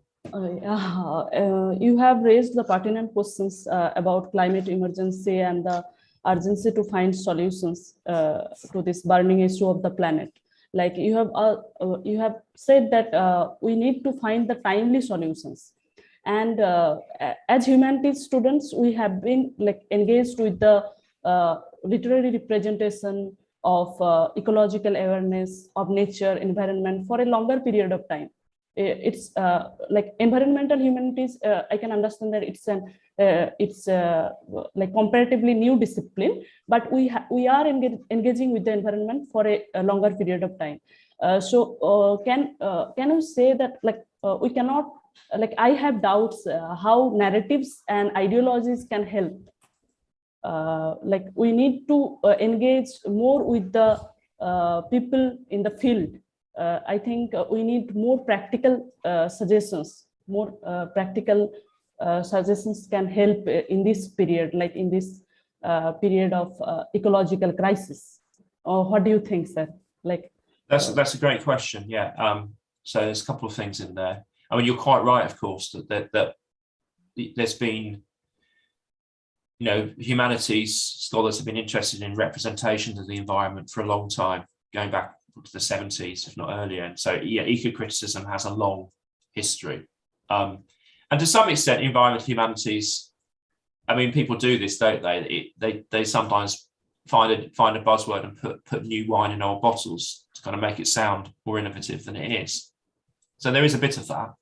I do think the environmental humanities tends to be more collaborative and more interdisciplinary, both in its kind of methodologies. So it's a range of objects to study, the kind of theoretical input it might put into those objects to study, and its collaboration with other disciplines than eco-criticism has tended to be. But it's not a kind of totally different thing or a breach. There's a kind of, again, a sort of genealogical relationship between the two. So you're quite right. I mean, yeah, I mean, I worry about this a lot as well. This question of, you know, what's the point? You know, does looking at narratives of, I don't know, narratives about nature or representations of climate change really help with anything? I suppose what I would say is that I do think we can bring a healthy skepticism to the table, because a lot of what I'm seeing at the moment in a UK context, I think in the US as well, which is the context I know best, is a kind of techno-optimism, which is, I think, largely religious in its, I mean, it's a matter of faith that we're going to solve everything with technology, and the carbon capture, for example, is just going to sort everything out. And, you know, I don't see the evidence for that. It seems to be largely fantastical. And I think that kind of, that skeptical intelligence that humanities scholars can bring to these kind of big narratives is important and worth doing. But I also think that, well, let me try and give you an example. So my university leads has got quite ambitious net zero targets. They all got a bit lost because of the pandemic, but the idea was to try and hit net zero by 2030, like real net zero. And that's pretty ambitious if you think about supply chains and the state of, I mean, this building I'm in now, I'm at work, and it's just, you know, it's an environmental catastrophe in itself. You know, it's got single glazing, no insulation, it's 19th century, the heating system's gas, it keeps breaking down, it's terrible. So it's, I mean, to get to net zero in 9 years is going to be incredibly tough, and nonetheless that's what the university's trying to do. But if the university just sort of says, well, this is what we're doing, you know, none of you can fly, you can't go to conferences, blah blah blah, there won't be any buy-in, you know, there'll be a riot. So you have to find ways of engaging people, and I think one of the things we can do in the humanities and in the arts as well is engage people at a more kind of personal level and get people to think creatively about the world that they want to live in. So there's been a lot of projects that people have done where, you know, as I was just saying in response to the first question, what would you like to do? What world would you like to live in say 10 years' time? What might it look like? If you read these poems about I don't know, the non-human world, about insects, how does that make you feel? Does it make you think differently about the insects you encounter in your own garden, for example? I'm not saying you're going to read some poems and then stop using pesticides. It's not so causal, but nonetheless, I think the arts and humanities do have a role to play, both in engaging people with these sort of big projects, but also in inculcating a kind of connection with the non-human world. And certainly a guy I'm really interested in, John Clare, a British romantic poet who writes these brilliant poems about birds and animals that are incredibly kind of grounded and detailed. What you find in those texts is a kind of attentiveness. He stops and he looks and he thinks really hard about, what's this animal doing? What's this bird doing? What color are the bird's eggs? What do they feel like? All these sort of really detailed things. And I think the kind of work we do can kind of bring out that sort of sense of attentiveness, which is something you find in art and literature, but also I think is true of those moments when we're really connected to the non-human world. And any kind of big environmental projects, they have to start with people feeling connected to the world beyond them. If we're only connected to screens and artifacts that we've created, and if we're not interested in what's going on amongst sort of non-human world, then we're not going to get anywhere. That was a bit of a ramble, but those are some sorts of disconnected thoughts. But it's a great question. Thank you. Yes. So thank you, sir. We can just hope for the better future and with the engagement with the non-human world. Yes. Yeah. Thank you. I mean, feel free to get in touch, and this is true for anyone. My email address is there, and I do respond to emails. Not always quickly, but I do respond. Of course, sir. Of course. Thank you. We have some questions, I think, ma'am, in the chat box. Yes. Okay. I don't know whether. Okay. Thank you, sir. Acton Heath in Hardis, The Return of the Native comes to my mind after listening to your paper. This is more of a comment. The great chain of being should be maintained. What could solve that could solve problems? What do you think? Okay. So I last read Return of the Native when I was an undergraduate about 25 years ago. So thanks for the connection. I can see the connection, but I don't have anything intelligent to respond to that. On the great chain of being, I mean, I'd be interested to know what the questioner means by that. I mean, I know it as a sort of idea in British culture in the sort of 17th and 18th century that you see. I mean, I know it mainly through the kind of poetry of people like Alexander Pope. And it's certainly the way I understand it in British culture, it's a very hierarchical idea of kind of, these organisms at the bottom, these organisms at the top. And obviously the human's pretty high up. And I'd be skeptical of, I wouldn't find much of value in that, in what I understand by the great chain of being. But the questioner may have a different understanding of it, so may mean something differently. Do you want me to go to the next question about post-humanist ethics? Yes. Yeah. Yeah, yes, I suppose. Should I read it out, ma'am? Yeah, do you want to read it out for everyone? Okay. Yeah. You think we are to embrace post-humanist ethics in attaining net zero emissions, or is it even remotely possible to follow ethics in preserving environment? Okay. I mean, there's two questions there, aren't there? Mm. I'm not a kind of expert on post-humanism, though I am interested in it. And it can mean different things, can't it? But I suppose for me, post-human ethics involve going away from the idea of human exceptionalism and a more kind of relational ethics, and ethics of care for all kinds of other creatures that also have a right to inhabit this world. That's what I understand by it anyway. I think potentially it can do, and there's been lots of good work by humanities scholars about what a post-humanist ethics would look like and how it might contribute to a better world. I'm thinking of a book by what's her name, Eileen Christ, called Abundant Earth, which is very interesting on that. I mean, I suppose my view looking around me is that most people I know in the UK, most people I see don't subscribe to post-humanist ethics, that our whole way of doing things and thinking about things, and again, I'm talking about the UK, is incredibly anthropocentric. And more than that, it's kind of, I can't think of the right word, but it imagines humans as sort of smart, superior to everything and more important than everything. So I think it would be great if we did take a more relational ethics, but I think certainly in this country, we're a long way from doing that. On the second half of the question, I mean, that's probably too big for me to answer, really. But I think one of the good things that's happened in the last sort of 5 years is that kind of social justice activism and environmental activism have got much closer, and it used to be they were quite a long way apart, I think.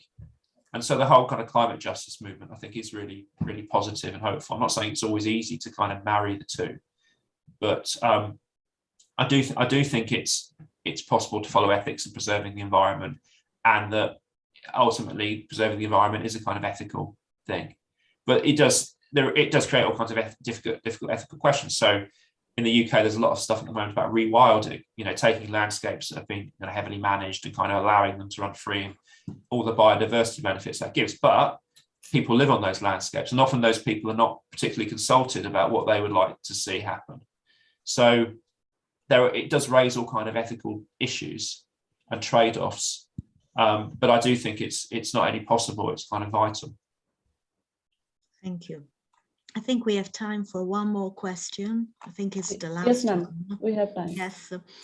Thank you, sir, for your brilliant presentation. What is the role of human agency vis-a-vis climate crisis, especially its representation on literary texts? Okay. Thanks, everyone, for these questions. They're really good ones. And again, I mean, they are, they're quite big philosophical questions, which I'm not necessarily well qualified to answer. I mean, just on the human agency, that's probably for me the most interesting question raised by the Anthropocene. What does it mean to imagine agency at a kind of species level? Because that's what the Anthropocene sort of implies. We're all involved. We've all kind of created this epoch. But as we all know, the sort of history of emissions is hugely unequal. Those who are most affected by climate change are largely least responsible for it. So I get very frustrated when I see quite a lot of environmental writing these invocations of humanity as if it is a unified agent. So people will say stuff like, very intelligent people will say stuff like, well, what we need to do is this, or what we need to do is that. I mean, I've kind of done that today, but I've done it about humanities scholars, not about humanity in general. But we don't operate as a single agent. We don't have a system to do that, really. We don't have a kind of, in my view, a kind of very operational global governance system. So I'm skeptical of these kind of these big picture, humanity needs to do this or humanity needs to do that. What I'm more interested in is the kind of localized agencies that individuals and communities and groups can have, which, who can make a difference, even if it's just within their local area. And I think a lot of literary texts, not just fiction, but fiction perhaps particularly, is good at exploring that. A lot of Cli-Fi, for example, thinks about these interactions between sort of individuals and small communities faced with what seems like an overwhelming global problem. At the same time, I am sympathetic to that new materialist idea that human agency is not the only agency that matters. So I feel kind of caught in a way, because, for someone like Marm, that kind of Marxist approach, it's all about human agency. We created the problem, we've got to fix it. And then the new materialist approach is, well, it's more complicated than that. There are all these different agencies floating around and we're just one of them. And I'm sort of horribly caught between these two contradictory ideas. But I do think, the best climate change fiction does sort of think through these questions of agency. What does individual and collective agency mean in the face of a crisis that is global and can seem overwhelming. And of course, this is a philosophical question. It's also a psychological question, because one of the things that climate change does, it kind of crushes us as individuals through its global nature. So I think literary texts of different sorts are good at finding, little niches, little routes where we can recover a sense of our own individual and collective agency, whatever else is sort of going on around us. Do we have time for a very, very last question? Yes, ma'am. Okay. Don't you think the scientific predictions related to climate catastrophe is triggering a pessimistic imagination of future? Do you think studying of good Anthropocene is important in the context of presenting optimistic climate narratives?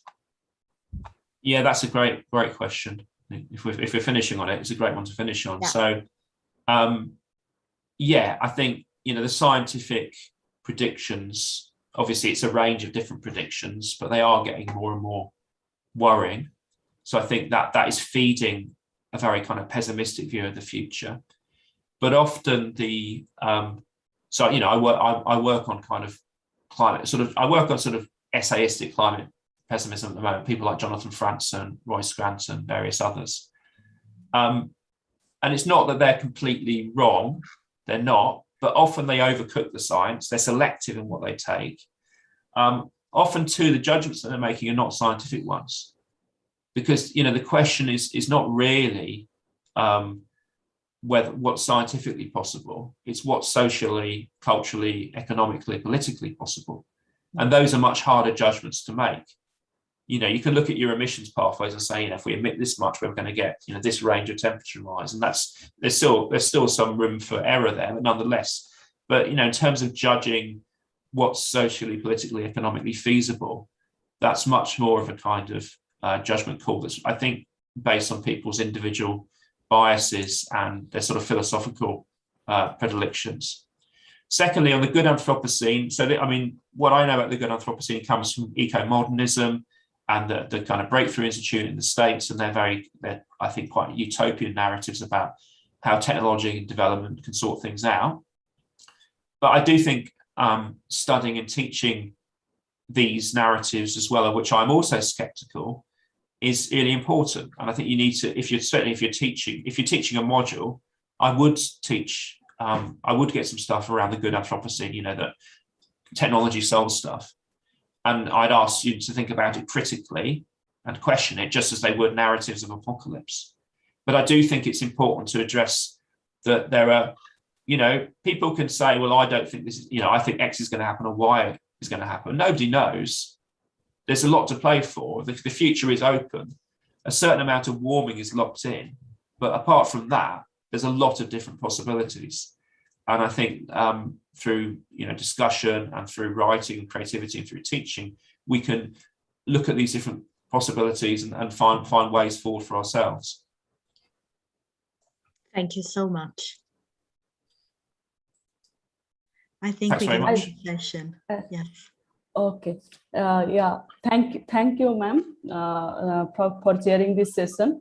Thank you so much, Professor Higgins, for speaking to us on such a relevant topic.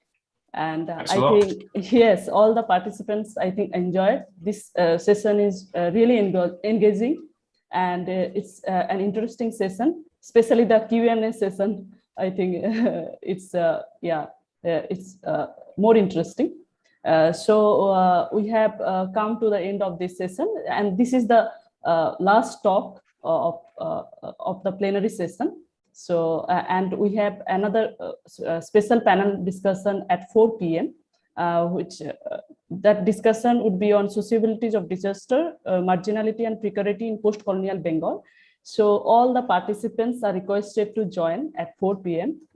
If possible. So thank you so much, sir, and thank you so much, ma'am, for taking time out of your busy schedule and speaking to us. Thank you. Thanks a lot, everyone. It was a real pleasure. Thanks.